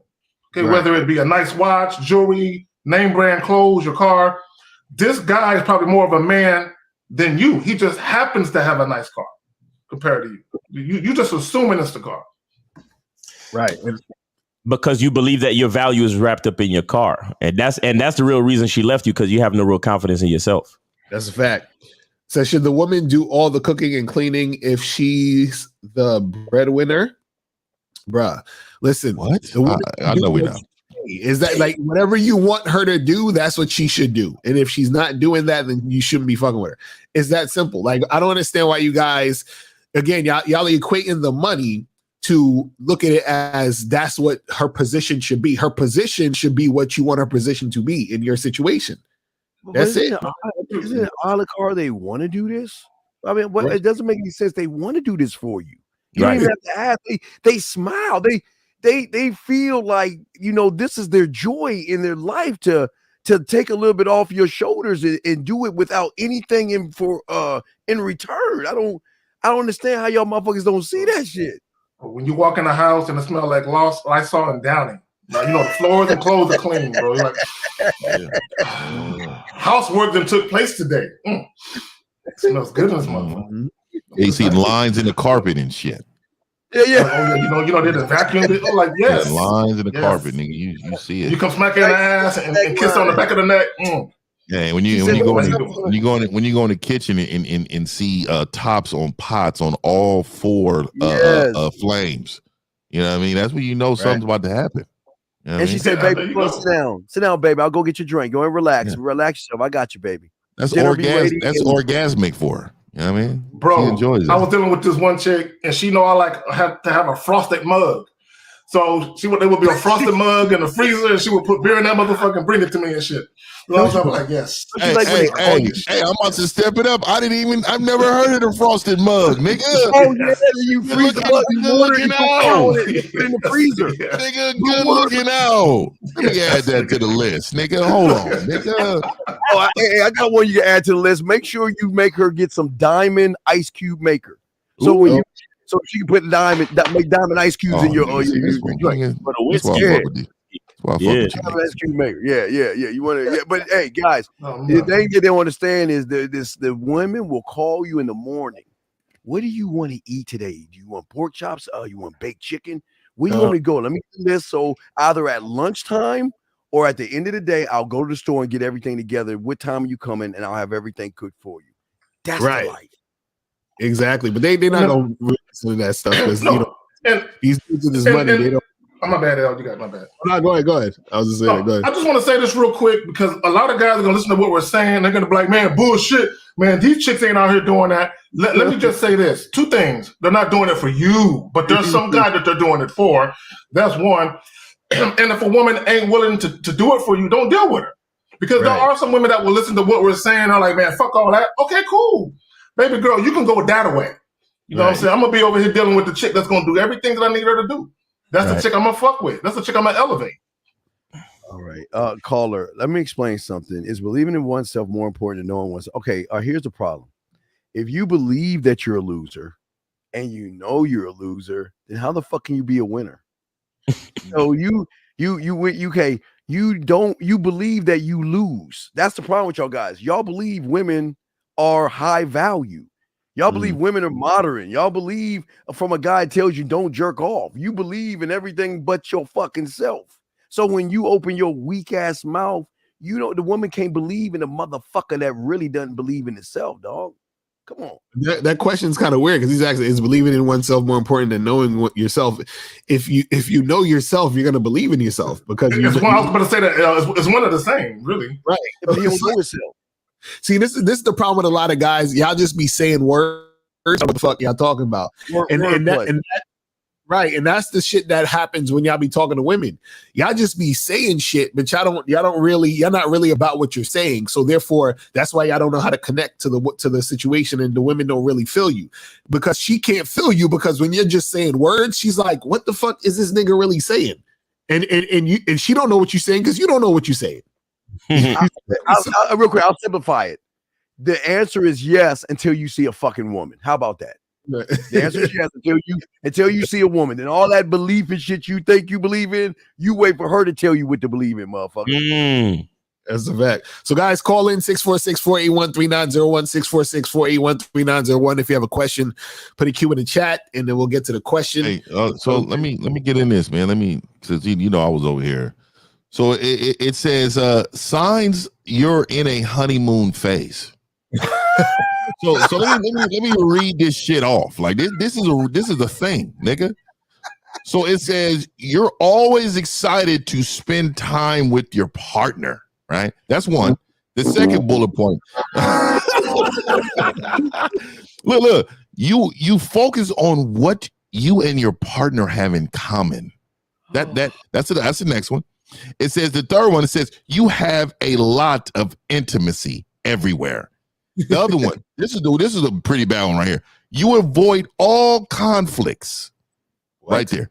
It's what it said. It says you picture a vivid future with your partner. Yeah. How long does honeymoon phases last? The honeymoon phase lasts between a few months to 2 years. They're breaking this down. They have a whole website dated to the honeymoon phase, nigga. Are you serious? Nigga, I'm not. I discovered this, nigga. Looking this shit up. You see, and what's so fucked up about it for all you twin flame niggas? You know what I'm saying? The soulmate niggas, soul ties, whatever the fuck y'all guys believe in. See, when you romanticize this shit and you have this idealized view of, oh my God, we're gonna run. She's gonna be on that field of the daffodils. I'm gonna be on this field, and we're gonna run towards each other, and we're gonna meet in the middle and just hug, and I'm gonna spin around and all this other shit. Keep thinking like that if you want. Yeah, it says this, dog. It says, how do you know the honeymoon phase is over? It says you start to recognize your partner is different.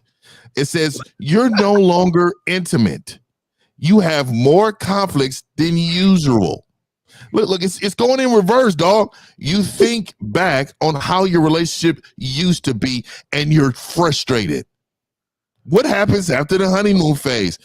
Well, men typically talk to other men about relationship and their problems to solve what's going on in their current situation. Nigga, this is out of control out here. Nigga, I'm gonna send this to y'all niggas, man. This is wow, nigga. I mean, if you break that down, because this says you avoid conflict, that means you're a bitch ass nigga. I don't want to upset her. Things are good right now. Yeah, right. She looks so happy. If I say this, it might make her sad. So this question: what if she says she's not cooking for you when you tell her to? Then that ain't the chick you should be fucking with. She's charged to me, bro. She not feeling. Basically, she don't like you. That's what that means. Let me tell you how cold. See, I was told wrong, and my pop told me some shit. Some shit was just wrong, you know what I mean? But because it was just in the era they were in, it was a little different.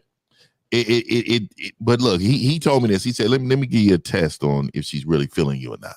The nigga told me, he said, hey, at 2 a.m., 2:30 a.m., You shove her shoulder and say, "Hey, I'm hungry. Go fix me a sandwich or go fix me something to eat." And if she stays in the bed and says she's tired, she'll do it later. She ain't the one. Now for me, I'm like, you're probably right about the circumstances, but like 2 a.m. nigga, I'm probably not answering that shit either. But nigga, I'm telling you, most women, nigga, that feel you, nigga will get up and fix you something to fucking eat. They could be dead in their motherfucking sleep, my nigga. That's a fact. That's a fact. And 347 just cut off again. But 347, call back. So this question says, so only if you're in a committed relationship is when a woman should give her money up to the guy if she believes in him, right? No. It's not about it being in a committed relationship, man. What are you talking about? See, this is what you guys don't get. Check this out. It's real simple. Women all know they got one thing in common, which is pussy. So what happens is the woman says, how do I separate myself from all the other women? And guys see me as more than just some pussy. Well, I got to do other shit for him. And a lot of times doing other shit for him means, let me give him some money. Let me spend some money on him. Let me make shit happen. You understand what I'm saying? Yeah, Exactly. buying you gifts. Yeah, buying you gifts. and That's a fact. Shout out to April. It's real sexy ass. What's going on? yeah.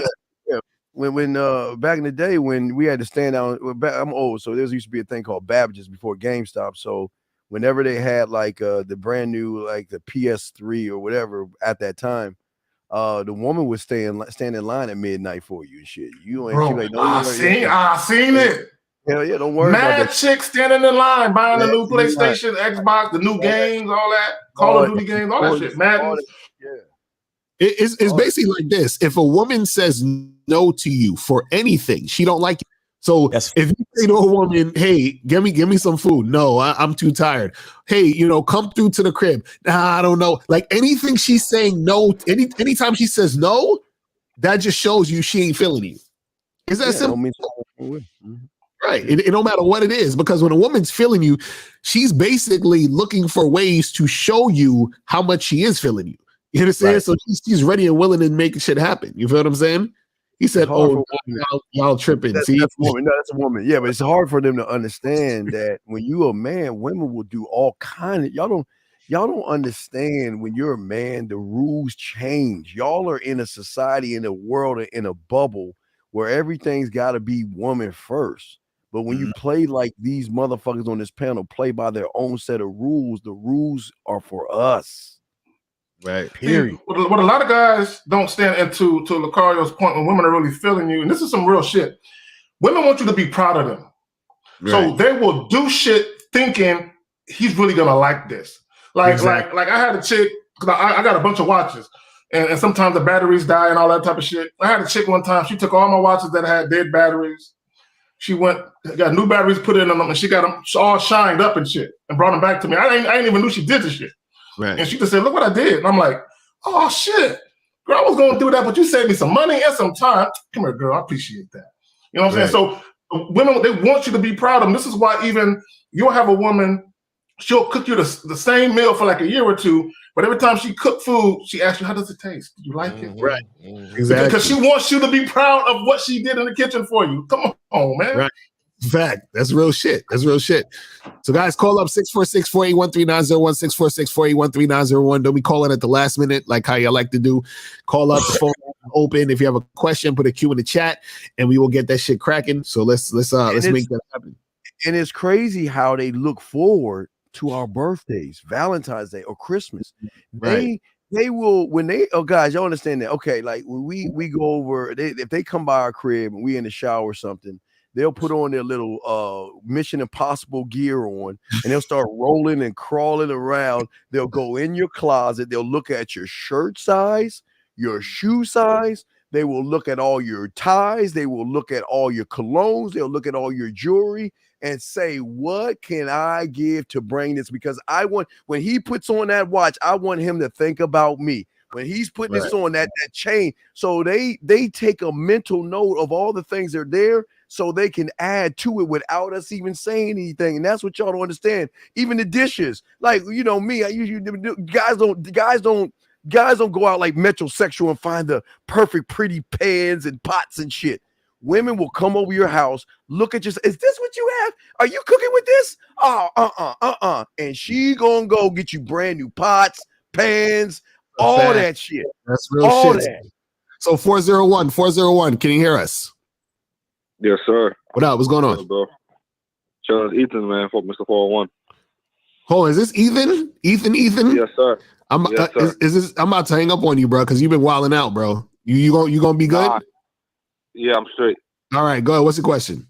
Actually, I want to tell you, I forgot to mention this last call, but for Valentine's Day, I've been talking to this girl. It's only been like 2-3 weeks, and the good thing what she did for Valentine's Day was she bought me new sneakers, but it was the way she did it. So basically, she had slept over a couple of times. So I guess she took my key one night and made a copy, because when I came home from work, I seen a new pair of sneakers like in my house, and I called her. I'm like, what? I'm like, hello? And you don't see the problem with that? Wait, sir. Let's slow it down. How old are you, Ethan? 29. Okay. I'm going to ask you again. You don't see the problem? Yeah, I see the problem. She basically snuck into my crib, my house. She made a key of your shit. So why are you asking us about some shoes and not telling us how you checked that bitch at the door and got rid of her? Right. Well, ain't this the chick you broke up with? Didn't y'all break up or something? No. This is the new one. The one he broke up with. They broke up 4 months ago. That's his baby mother. This is a new. Wait a minute. Wait. So she took your key without you knowing? Correct. That's a violation, bro. Charge your ass to the game, brother. I'm gonna move on to this call. Hold on. Let's get to 984. All right, we're gonna get to 984 in a second. Okay, 984. What's popping? Who this? What's going on? This is Peach Rose. Peach Rose. Good afternoon. What's up? What's going on? Not much. I did have a question because that confused me. If you're not in a committed relationship with a guy, why should you give him your money? He's just going to end up using you. I mean, I feel like there's other ways to show that you're more useful to the guy than just. So Peach, let me ask you a question. If I'm dating you or if I'm seeing you and you're not doing that, why would I give you commitment? If I'm not giving you my money? Yeah, like no, it doesn't have to necessarily be just money. I'm saying no, what I'm saying is this. It doesn't necessarily have to even be money. What I'm saying though is that you're basically saying you're going to resist. You're going to say I'm holding back. I'm resisting. I'm not really being forthcoming and bringing my entire energy to the situation. So what I'm saying is, if you're not doing that, why should I commit to you when there's another girl that's going to do it? Okay, you said your money is my money. Okay, but I won't have a problem with that. But how can I feel comfortable enough to give you my money but not expecting commitment in return? Hey, so I don't think commitment. Okay. So Peach, is that your name, Peach? Peaches, okay. But you can call me whatever. Peaches. So really quick, I'm gonna ask you a few questions. I'm gonna get right to what you're asking. Okay. So Peaches, have you ever met somebody that came into your presence that said, you know what, this is something I've never met in my entire life?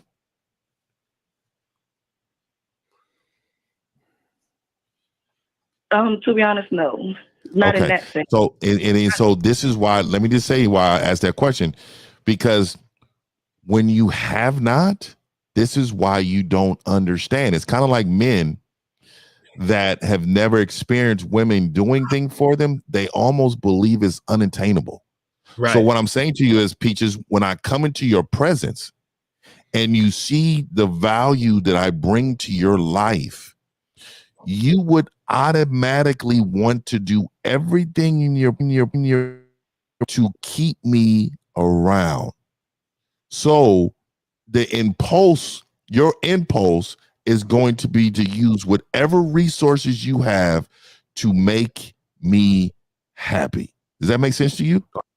Phone cut off or phone that cut off. Let me get her back on. Yeah, get her back on. But she's never met nobody. She never met nobody on this panel ever. Right. So Peaches, you back on the line? You back on the line?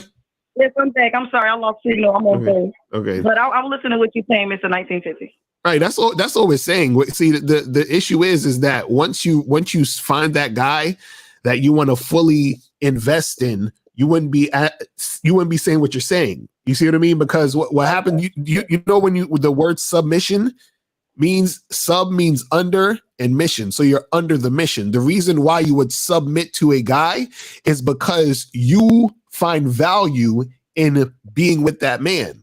You see what I'm saying? And this is the thing. I understand what you're saying. Right. I understand what you're saying where you're like, well, I don't want to be used. But see, this is the thing. If your desire is extremely strong, you would risk being used. So what that means is, just like, for example, let's say I saw you, Peaches, and I thought you was a dime, right? But let's say I was scared to approach you. But if I really, really was interested in you, I would risk being rejected because I want to get with you that bad. Do you see what I'm saying? So you would risk being used if you really, really was feeling that guy. That's what we're saying. Okay. So another way, and the fucked up part is Peach. You've already been used. You've already been used, haven't you? You've already been used. Yes. Like yes, with my money. Like yes. That's why you're asking this question now. That's exactly why you're asking this question now. It's trying to use me for my money or not. Exactly. Very generous. Well, like I got to put up a barrier for the dwellers that just want to for my money. Okay, caller, Peaches, let me ask you a question. The guy or guys that use you for your money, how long did you know these guys before that situation occurred?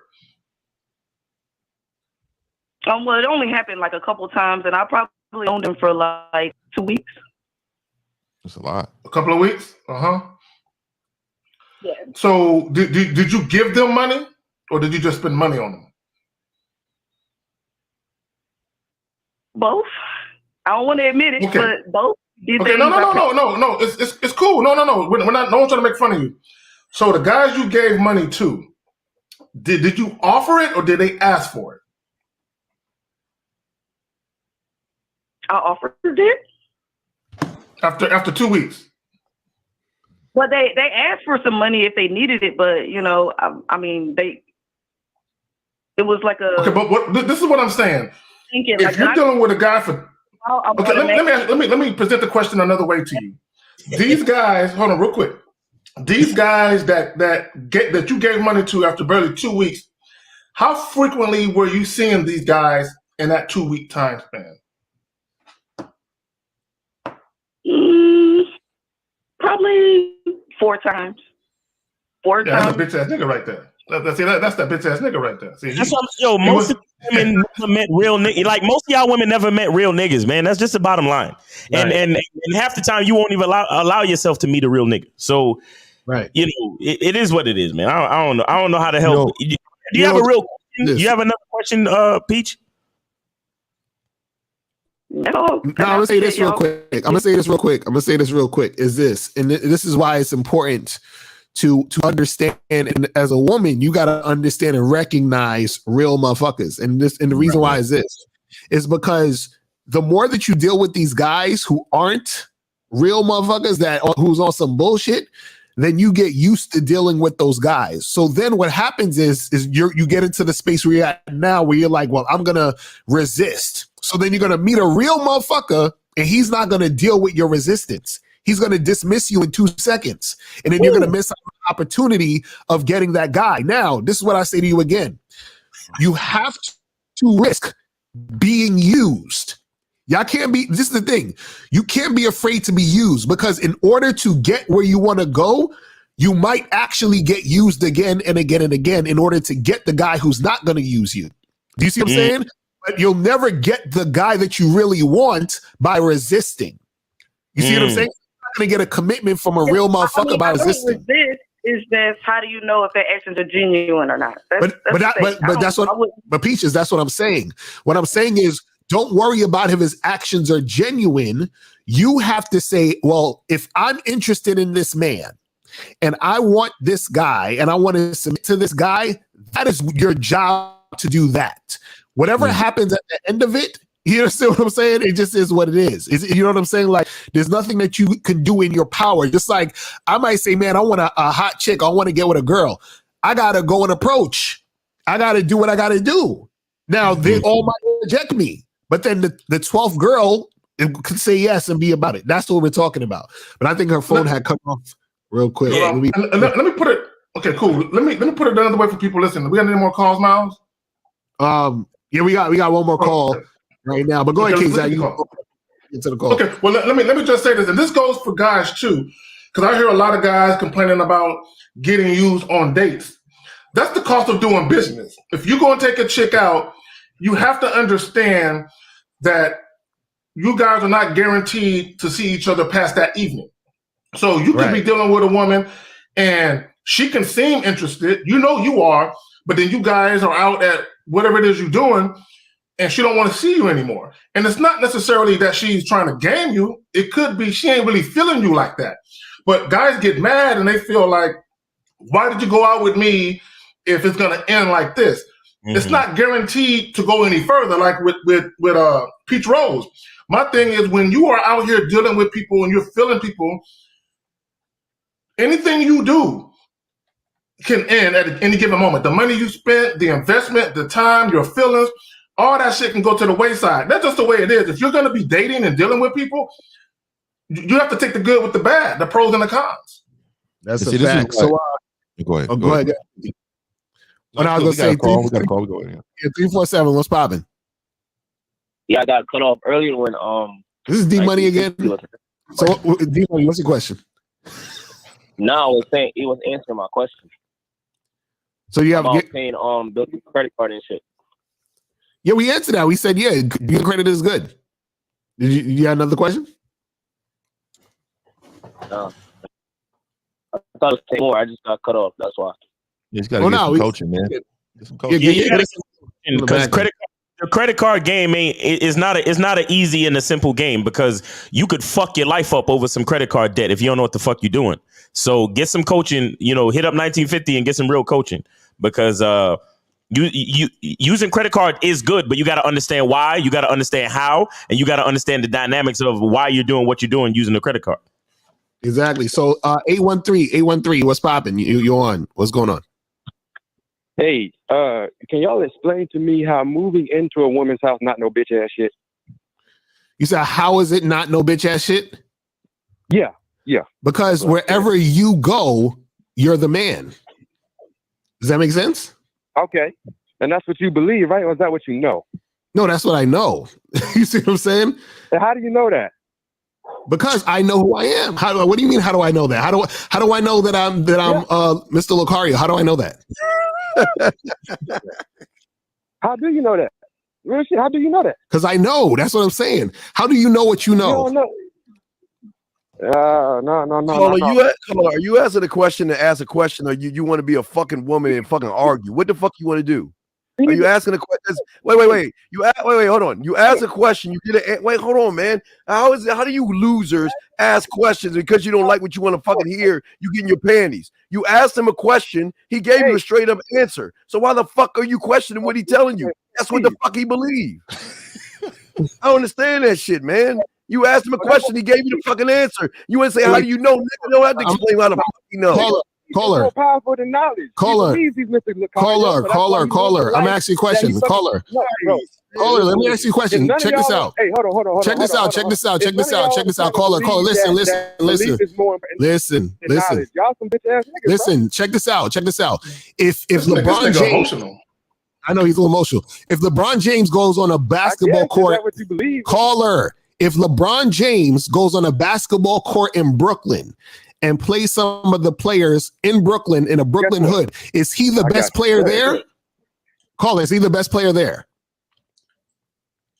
Man, yeah, but guess what? But why not? Why? So guess what? Has LeBron always been LeBron? Yes. When has LeBron not been LeBron? He learned how to do that shit. He had to go to fucking college. He had to goddamn play basketball every fucking day. He's still LeBron, ain't he? LeBron didn't go to college. He didn't go to college, you dumb fuck. LeBron went straight from high school, sir. Oh, nigga, see, y'all niggas. He Caller. believed he could be fucking better. Caller. That's why he did that shit. Oh my When has God. LeBron not been Stop taking LeBron? power away from belief. How has You can't when take has the power LeBron away not been from LeBron? belief, nigga. Caller, when has LeBron not been LeBron? Nigga, your point is that LeBron James Uh-huh. is a motherfucking goddamn good ass basketball player, right? Uh-huh. Right. And that's why you say he's LeBron James now, right? But LeBron James ain't always been that motherfucker. Bro, he just started out. I said that if LeBron James goes on the court in Brooklyn, he's going to be the best player because he's that nigga. So when you fucking walk into a woman's house, caller, But my point is he wasn't all that nigga. caller. So when you walk into a woman's house, are you not the man? If I believe I am, yes. That's the problem. That's the problem. Okay. If you believe you are. She's fucking weak ass shit. Let me ask the caller a question, because he felt like that. Hold on, caller. Listen, hold on, real quick. Let me ask you a question. Hold on, because you asked us a question. I'm gonna flip it back on you. The question you asked was, why do you believe that? Hold on, caller. Listen, nigga. God damn, this nigga. Listen for a second, bro. You don't call him and try to dominate the show, my nigga. It ain't like that. So listen for a second. Listen for a second. So you called up and you posed a question about how living with a woman is some bitch ass nigga shit. Why do you personally feel? Listen. Let me finish the question. Okay, why do you personally feel it would be a bitch move for you? I was raised by my mother, okay? So I'll be honest. So I was raised by my mother, so I saw any nigga that come into the house, he's a bitch ass nigga, bro. No, honestly. Wait. Caller, real quick. So you're saying that because you didn't like the fact that dudes is in the house with your mom, you're mad at the men. That's what you're saying? Fucking the shit out your mother. Nigga, you put in. Hey, Steve, watch your motherfucking mouth. What the fuck wrong with you, boy? Watch your mouth. He came with the niggerish shit. Wait. I'm just telling you, the dude over there fucking your mother. They were fucking shit out your mother. He came with the single parent mother rage. Yeah. That's single parent mother rage right there. That sounded real niggerish, bro. You need to watch Baby Boy, and that's your life. Watch a little bit of Baby Boy, dog. So but this is what is making sense though, because like what you, because I thought caller, I thought you meant that's bitch ass nigga shit because it's like, oh, you living with a woman and you following her. I thought that's what you meant, but what you really meant was any sign of disrespect, that motherfucker goddamn. The only time my mama let a nigga move in is if she married him, and that's only once. Any other nigga that came in or whatever, that motherfucker. As soon as he at nighttime, when she gave you some NyQuil, Robitussin, and put your ass to sleep. That motherfucker came through the back door of the window, was fucking the shit out your mom. And I'm disrespectful. I don't care if you're in the house or not. We just in here clapping cheeks. So basically, what you're saying, caller, is that you feel okay. So this is making sense. This is making perfect sense. So you feel that if a man is moving in with a woman, it reminds you of the men who moved in with your mom. Is that what you're saying? Yes. Only one. Only two men. Yeah. Okay, so then that means you need to go that caller. So that means you never explained it. How is it not bitch ass nigga shit? No. This is what I'm saying. Right? You think it's bitch ass nigga shit because you're mad at the men that were with your mom. That were fucking your mom. So when we mentioned this and started talking about this caller, you had a flashback. You got PTSD, my nigga. You know what I'm saying? Hey. So you know what it is, caller? We remind you of those men walking in your home, huh? We remind you of the man who walked past you on the couch, threw you up a little sign. You heard your mom in the back yelling for mercy. And she came out with her hair fucked up, her skirt all lifted up, and he walked to the car and said, "Hey, boy, help your mom with the chores around here." That and see, this is why you called in the show. We remind you of that. So let me just say this for all those men that come in your house and fucked your mom. Thank you. Because now we know that now you are going to be the guy. No, you're going to be the guy now who's never going to fuck a single mom, because that's what you said, you know, the manosphere shit. And then, and no, this is what you're gonna do. Caller, this is what you're gonna do. You're not going to F single mothers because you're triggered by the fact that she's a single mother. That's what it is. Hey, little nigga, you want some eggs? wait, caller, real quick. How old are you? How old are you, caller? Right now, like caller. that's a goddamn question when a nigga asks you. Wait, caller, how old are you though? How old are you? Caller, how old are you? How old are you? I'm 25. 25. So that means that Steve is about 50, right? Yeah, that was my young days, boy. Ooh, yeah. You might have been one of the dudes, Steve, that was messing with his mom. Yeah. You sound like Miss. Is your mama Miss Mabel? And I'm gonna tell you right now, the things that I would have did to your mom, man, it'd have been ugly in that room. I choked the shit out of them, slap them up and shit. What's your question? This nigga be at Walmart. This nigga be at Walmart, and the old nigga see him down the aisle, be like, "Hey, nigga, hey,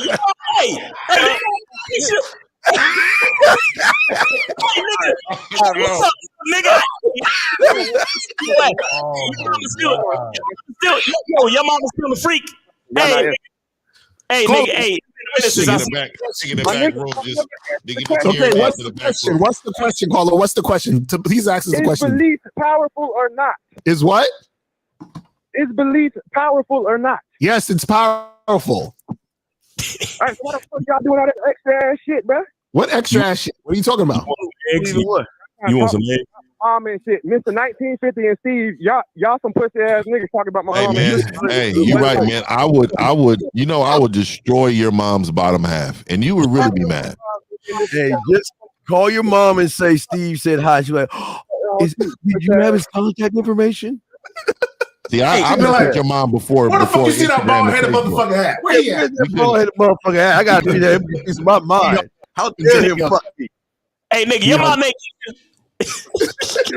Hey, and because your daddy wasn't around, how do you know I wasn't him?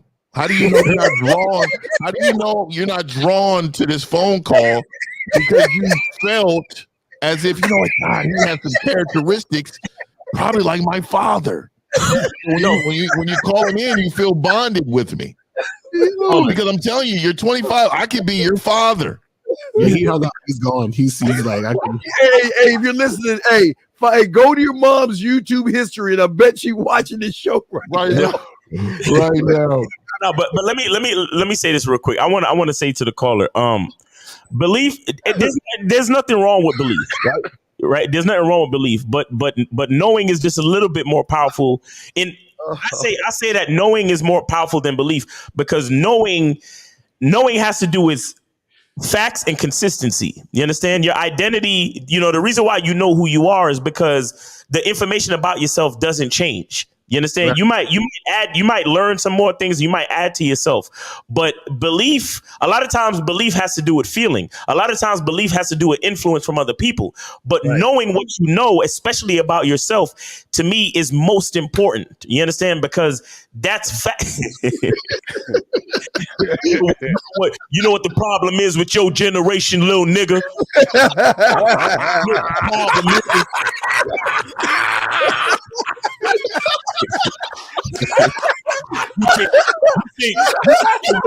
You think the world owes you something.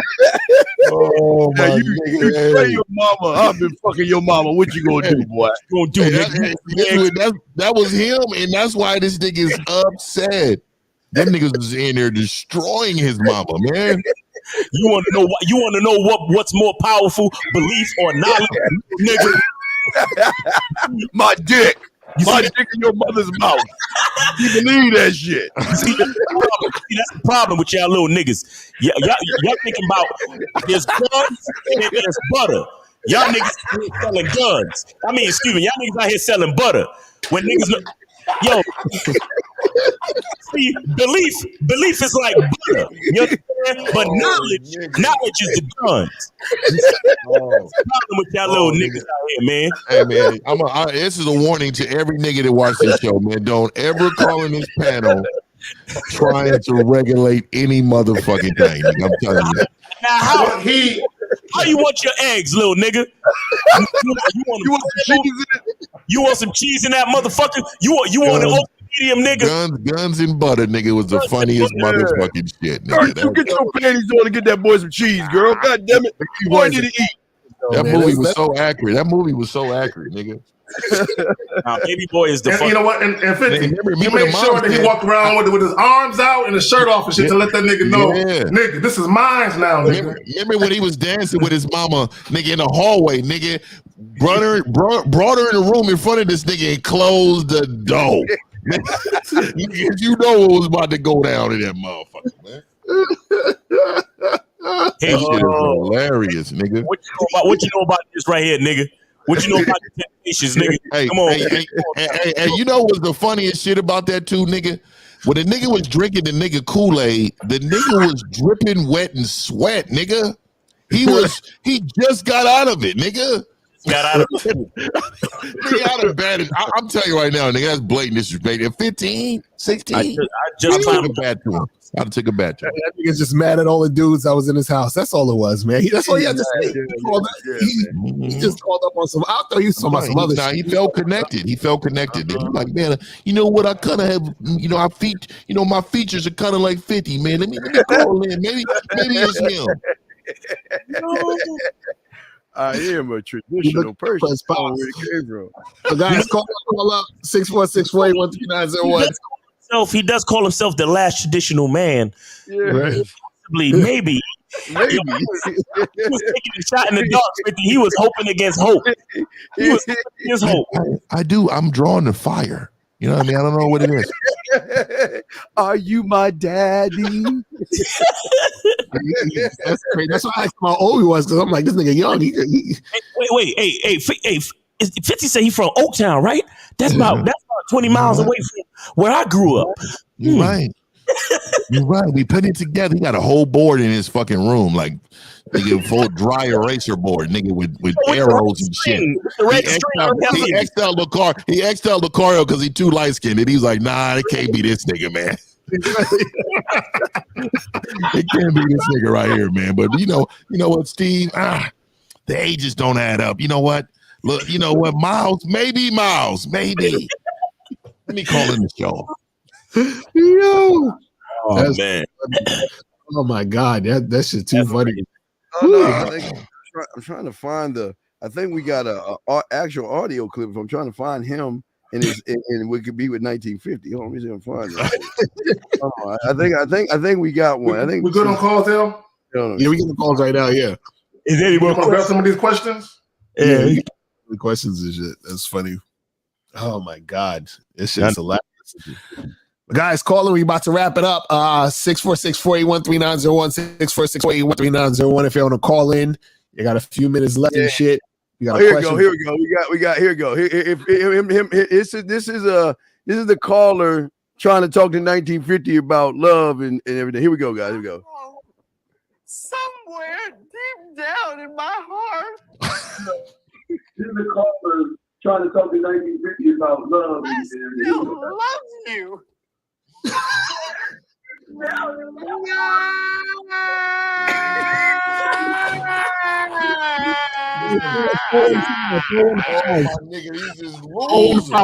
Yo, you on the line? 415. What's going on? What's up? I was just wondering, when y'all see a woman, how quickly do you know that that's actually a woman that you want to holler at and talk to? What? Really? I feel it in my pants. Yeah. Well, this is what I personally will say right here. A woman being visually appealing to me has a shelf life, right? So if I think she look good in my eyes and shit, that's only gonna last until she starts talking. Okay, because once I introduce myself and she starts talking, now she's on the clock. Now I need to see what kind of woman she is, whether or not she know how to conversate, if she got some sense or not. The problem with the average guy is they stay awestruck with the woman's look the whole time. Right. Right, the whole time. Right. Once I start talking, I don't even think about what she look like no more. I'm listening. Because if she say some shit I don't like, I'm walking the fuck off. So caller, so do you not know when you like want to go and talk to a girl? Yeah. Yeah, well, for example, I was at the bar on Friday night, and then this woman like walked by when I walked by, and then all of a sudden I realized, like, it took me like a moment, and I realized like I was really attracted to her. I thought she looked like Kim K and shit, but like that moment happened. Like by the time I realized that I was attracted to her, she was already like I don't know, it wasn't in alignment. What? That's the thing. It's like I hesitate. Alignment. What are you talking about? Alignment. What are you talking about? Fucked up. Alignment. What the fuck? Yeah, I'm What's not that?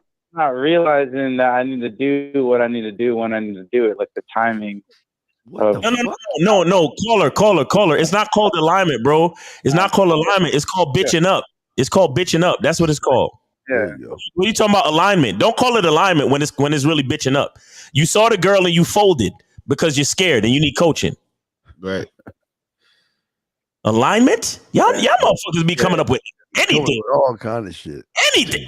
Everything wasn't in alignment. So I didn't get a chance to talk to her how I wanted to. Oh, fuck. He sat there and pondered it. He probably thought about being rejected. What if she gets loud and people hear? He pondered it. So he was looking for the perfect moment. There is no perfect moment. The moment is when you see the chick, if you like the way she look, take your ass over there and go introduce yourself. Right. So, Carl, you were scared. Is that what's happening? That was factual. Exactly. Right. So yeah, hit us up for some coaching on the back end, brother. All right. We appreciate the call, man. That was factual. Yeah. You can just tell niggas who ain't hitting the bottom, nigga. They just, you can almost just hear it. If you pee with using two hands, you're just not the guy. Is it okay if I put my tip in? If you fucking use two hands to fucking pee, you're not the guy. I'm just let you know. And if you don't know what that means.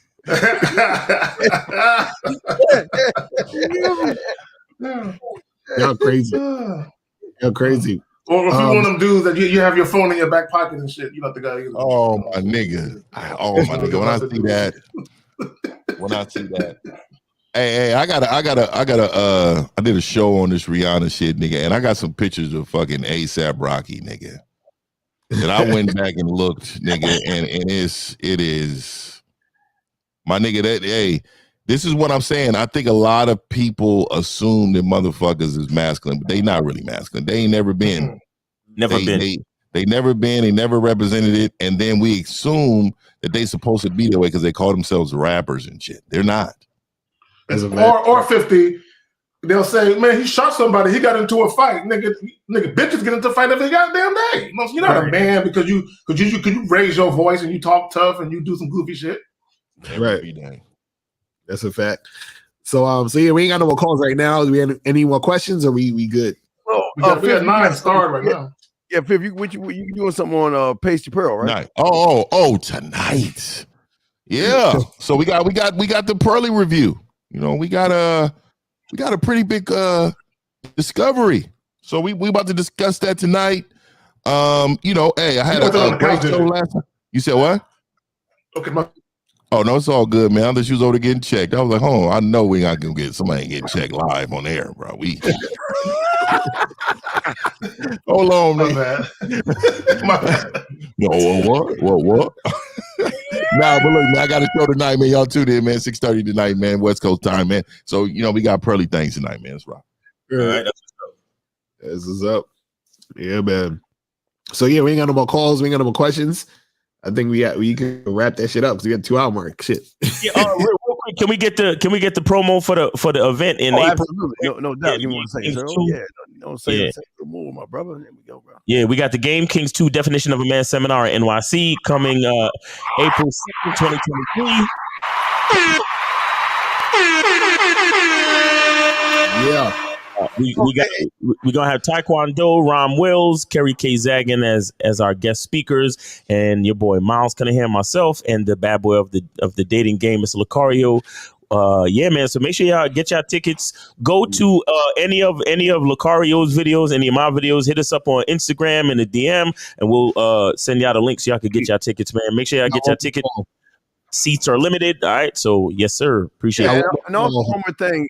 Also, for all the ladies out there, this is a time to go and get the tickets, the flights, and the hotels for all the guys you want to see in New York. So go and start making the because this is how a game works.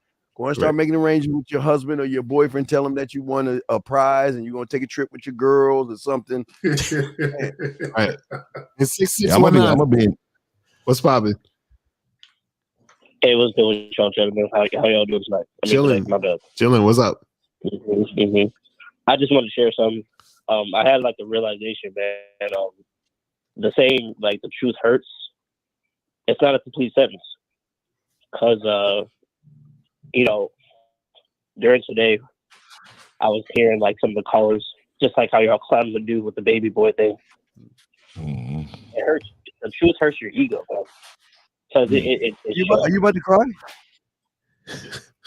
No. Hurts. You using the word hurts like. Yeah. What the fuck are you talking about? Hurts? What the fuck hurts? You know what hurts me is when the 49ers beat the Cowboys. I was hurt. Seriously. And when the Cario, and I was glad you were hurt. I was like really happy and ecstatic that you were feeling. Yeah, when the Cario sent me a message that April gave me a compliment for Dak winning that trophy and they booed him, I was hurt. Right. What are you talking about hurt? What do you mean? What do you mean? Is that not a true statement, sir? It's a vaginal word, man. That's what we're saying. It's a vaginal word, bro. We're not hurt. You kind of understand? Come on, bro. We got to use manly words. Does that make sense to you, man? Does that make sense? Because if you talk to women, they use feeling words. So when you're a man, you think you're supposed to use feeling words? No, sir. Okay. So when you use the word hurt, what is that? Is that a feeling? It's a feeling, right? Okay. So I just gave you some game, man. Work on your vocabulary, because when you mirror them, you move like them. It's like a guy saying, "I was distraught when she left me." Distraught.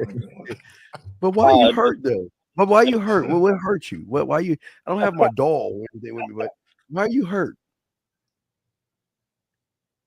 No, I'm not hurt. I was just saying, truth hurts. But to your point, caller, what happens a lot of times when some of these callers call in, when we finally sift through the bullshit and we get to why these niggas is really calling up, and we basically put them on the spot, they feel a way about that. Because once we realize, see, when he said the shit about being a bitch ass nigga about living with a woman, I thought he was gonna say some shit about how he the man, how he the provider, he makes sure he got the house ready for a chick. He ain't never gonna live with it. I thought he was gonna say some shit, some real shit. Again, when we started talking about it, he had a flashback to his childhood. Okay, and that's why he felt that way. And that's not a manly reason to have an opinion, because he has an opinion based on dudes living with women based on a feeling, like Steve said, a feeling he had, or 50, a feeling he had that he didn't like. And he didn't like that feeling. So again, listening to this, it brought him back there. And maybe he got beat up and punched around and slapped around by one of them niggas. Who knows? But in fact, Zach, he also thought that his mother wasn't doing some shit when he went to bed. He thought, and Lord knows how many promises she broke. Hey, son, this gonna be me and you tonight, movie night. And then a nigga show up. Oh man! Oh, mama! Not again!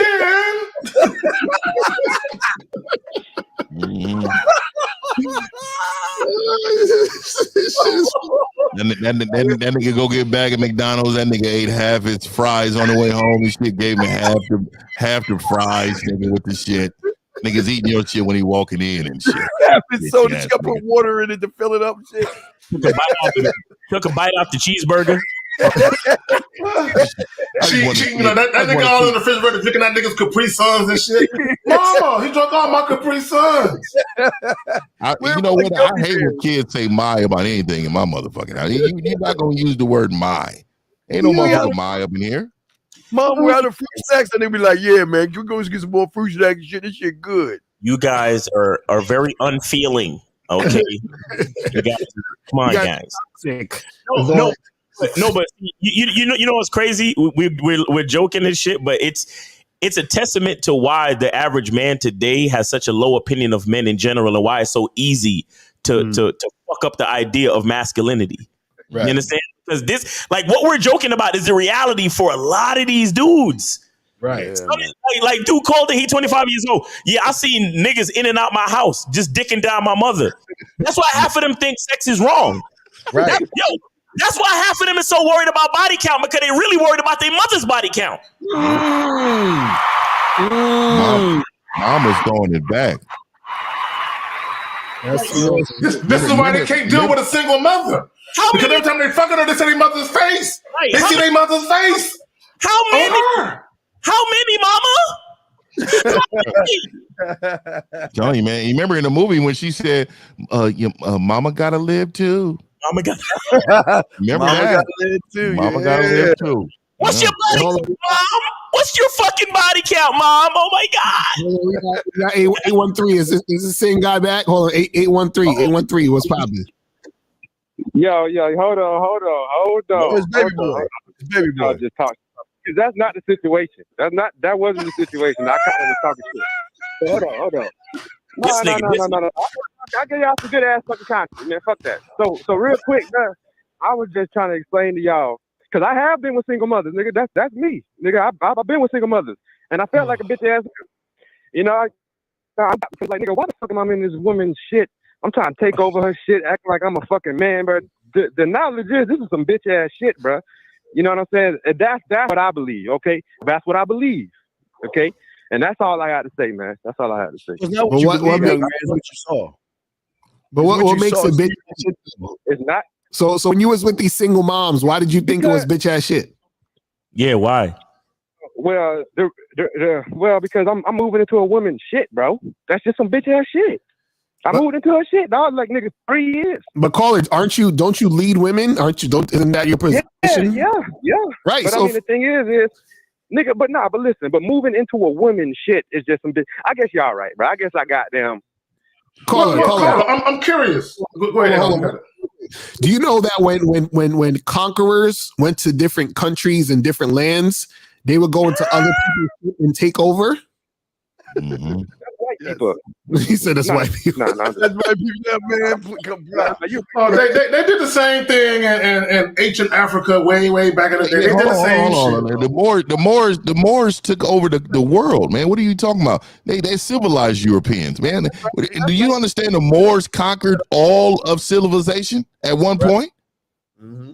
These are black folks, man. So, man, hold on, man. You talking to a history guy. Well, I'm curious, caller. These single mothers. Hold on, real quick. I got a question for you. At any given point when you was dating one of these single mothers, did they call you a bitch, or did they tell you wasn't shit because you didn't have your own shit? Hell, nigga, I do not tolerate that. Hell no. Oh, so that's never happened to you? You said what? So it's never happened to you, or a woman talk to you sideways like that? I think about myself. That's what I'm trying to say. So like, so since I believe it's some bitch ass nigga shit, and y'all probably right, all right? This probably some shit that I needed to fucking look at myself in the mirror and be like, damn, I probably do got PTSD for the bitch ass niggas that, you know what I'm saying? I mean, it wasn't a lot. Now I used to let y'all just talk shit about like 2 or whatever. But I'm just saying that too much disclaimers. You're doing way too much disclaimers for us to believe that you a healthy, well-adjusted nigga. Yeah. No, I don't need y'all to believe that shit, nigga. Why do you even call back? If you don't need us to believe nothing, why you even fucking call back trying to clear your name? He's trying to defend his honor. Yeah, he's trying to defend his honor. No, his mom said call back and defend your honor, your mama honor. Your mom told you to call back. Is your mom married right now? Is your mom married right now? Hey, Miss Jane. So I can talk shit about y'all mama. Is your mama married right now? Yes, motherfucker. Nigga, what she said is, nigga, say what you want to say, please. Yeah, don't, bro. Call it. They're just words, caller. You know, if you really think about it, it's just words. Hey, Zach, they're not words. They're not words. I've been fucking his mother. So I just want to go ahead and tell them that you found me, man. But the gig is up. You got me. Surprise. All right, man. So what do you want now? You want to have a relationship or what? You want to be in my life, man? You want a part of all this shit that I done built? You want this, man? Caller, listen. Okay, you found me, man. Fuck. 50 didn't sign the birth certificate, so you can't get him for no. He didn't sign, okay? So you can't get him for back child support. So whatever relationship y'all build now, you just got to move forward. It's all about progress. Man, fuck. I knew you would find me one day. Damn. And I know you have so many questions because I'm sure when all the kids had their real fathers that loved them play football and shit, you would just sit on the side like, where my dad? No, hold on. Wait, guys. Let's give him a chance. Caller, what you call back? What do you have to say? Please, just go ahead and say it, bro. Nah, bro, that man, all I was trying to say is that belief is more powerful than motherfucking knowledge because knowledge can change. That's what I was trying to say. Knowledge so if can I change. believe that I was a bitch ass, that's the reality that I goddamn have. So wait, If I caller. believe I'm mad, I will act accordingly. Nigga, please stop goddamn interrupting me. Caller. No, because I want to call out what you said. So you said belief is okay. So if you believe you're a dolphin, are you a dolphin? Yeah, exactly. How the fuck can you? How can you believe that? You can believe anything you want to do. You can believe anything. Of course. Yo, ask the alphabet rainbow folk. You can believe whatever the fuck you want. Okay. You know what? Yeah. You believe? Okay. Wait. I have one example. Prince, right? Believe I can fly. Oh no! Damn! Everybody, I can touch the sky. Oh my God! All right, caller. All right, go ahead. I want to hear what you're going to say. Go ahead, caller. Yeah, go ahead, caller. Go ahead, caller. Not okay. Listen. For example, Prince, right? Everybody use this example. So the knowledge of Prince is that he's a bitch ass nigga because he wears dresses and shit, right? But since he believes he's a man, he's fucking living his goddamn life. He never wore a dress. What are you talking about? He never wore a dress. Never wore a dress. Yeah, that nigga wore open fucking booty hole shit. Man, y'all know what the fuck I'm talking about, nigga. It was not his ass cheeks hanging out. It was just padded that looked like his ass cheeks. Yo, but the bottom line is you can never make a fucking point quick enough, nigga. What are you saying? Nigga, I already said it. Believe this. All right, nigga. Enjoy the rest of your Sunday. Since you already said it, enjoy the rest of your Sunday. You can hang up the phone. Peace to you. Thanks for calling. I just want to know if his mother ever look out the window and shit, like just like as we left and shit. She ever like, boy, just give me a second. Let me just look out the window and see. It's funny. Eating your fruit snacks. You see a nigga smacking his mama ass and shit. Eating his fruit snacks, walking out. That's crazy. Damn, why you eat his fruit snacks, 50? I'm telling you, man, I enjoy fruit snacks too, nigga. I would fucking grab a bag of them motherfuckers, man. I love, hey man. Hey, shit is mine. Animal crackers and shit. I fucks them up. I still eat animal crackers, nigga. Yeah, I fucks them up, nigga. I eat all the kids' snacks, nigga. Fuck what you heard, nigga. Some they moms be fine as hell, so that's why they be upset because niggas be trying to get at their mom and shit. You know what? And Steve, mom's is Miss Parker. Exactly. What will probably happen, you know, that nigga was probably watching Power Rangers or something, and that nigga came over and snatched a remote. Sat down and put that shit on football. I don't believe in kids having a remote, dog. That's something that should never happen, dog. No, you know what, mom? I walk in the room, it's my remote. Yeah, but why you didn't walk? You went into the bedroom, so she had to sit that motherfucker down and turn on Sesame Street or something. Say, hey, watch Blues Clues. Because you know when she was 25, it was like Blues Clues. Yeah, and I'm the type of motherfucker. I don't want the TV up loud and shit. I don't want the music up loud and shit for them not to. I want them to know what the fuck we doing in here. Yeah, so no, it was Blues Clues, young man. When she sat you down and told you get your handy dandy notebook and shit and just sit your ass down, that's when we went in there and started. Fuck that nigga sitting on the couch right now looking at us with his arms crossed. Upset. I remember one time I was I went to this chick's house on a late night creep. I went to this chick's house on a late night creep, right? It was maybe 1 o'clock in the morning. You know, I beat it down, left. Her the chick texted me the next day and said my daughter said she couldn't sleep because all she heard was smacking sounds and shit. Right? Hello, yeah, we got another call. She said, "What was that, Mom?" Because she. Hold on, 773. What's going on? Yo, what's up? The Real Game No Theory panel. It's Kelly Moore, Miles Picario. Oh, Kelly, what up? What up? What's going on, fam? What's good with you? Oh, I'm pretty good. I'm gonna be fast, Miles Picario. I'm gonna be straight to the point. For guys that's calling in, they complain because I know the guys be calling in complaining that y'all interrupting and shit. The guys that call in complaining, I gotta understand these are dating coaches. You see what I'm saying? They gotta correct you when you fucking up. So stop worrying about them cutting you off. You know, because I see guys that call in. So I was dating this chick for 2 weeks at my job, right? And we, bro, stop. What are you doing? Why are you shitting where you eat? Why are you fucking with women at your job? No, let me finish. No, let me finish. No, both that. I don't need you to finish. You shitting where you eat. You putting your job in the position. Why are you doing that? Right. So yeah, I mean, I'm a Patriot fan, bro. I watched Bill Belichick for years. He's always doing this shit with his players and shit. Bro, stop. Don't run. You're running the fucked up route right now. You know what I'm saying? That's all I'm understanding, bro. So for you guys that call in, they interrupted. It's not that these guys are interrupting you. They're correcting you where you fucking up. You see what I'm saying? I gotta trust the process when dating coaches are putting you on the right path. Right, real shit. I know that shit calling in. Real shit, man. That's what's up, man. Appreciate you, Kelly. Yeah, no problem, man. Yo, let's wrap this shit for another bitch ass nigga call in, please. Can we? Because they're about to call in 2 seconds. All right, so yeah, we done. Let me put the phone on. You want to answer that one or no? You want to wait? You want to wait for that? What other locations will game? Look, we'll let you know when it's time to let you know, man. That's G14 classified. That's Dolphin for you. That's like subtitle Dolphin. All right, fellas. Make sure y'all go to realgamenotheory.com. Get with one of us for coaching, man. If y'all want to get a clear explanation of anything you heard today. Thank you for all the callers. Thank you for everybody in the chat, and shout out to everybody on the panel. Make sure y'all go check 50 out. He's gonna be reviewing Just Pearly Things this evening. Was it 6 or 6:30? 6:30. 6:30 Pacific Standard Time. Yeah. It says 9:30 East. Yeah, 9:30 Eastern. Yes. So make sure y'all check that out, man. And yeah, man, that has been the Real Game No Theory panel. And God willing, we'll see y'all next week, Sunday, 12 noon Eastern time. Peace.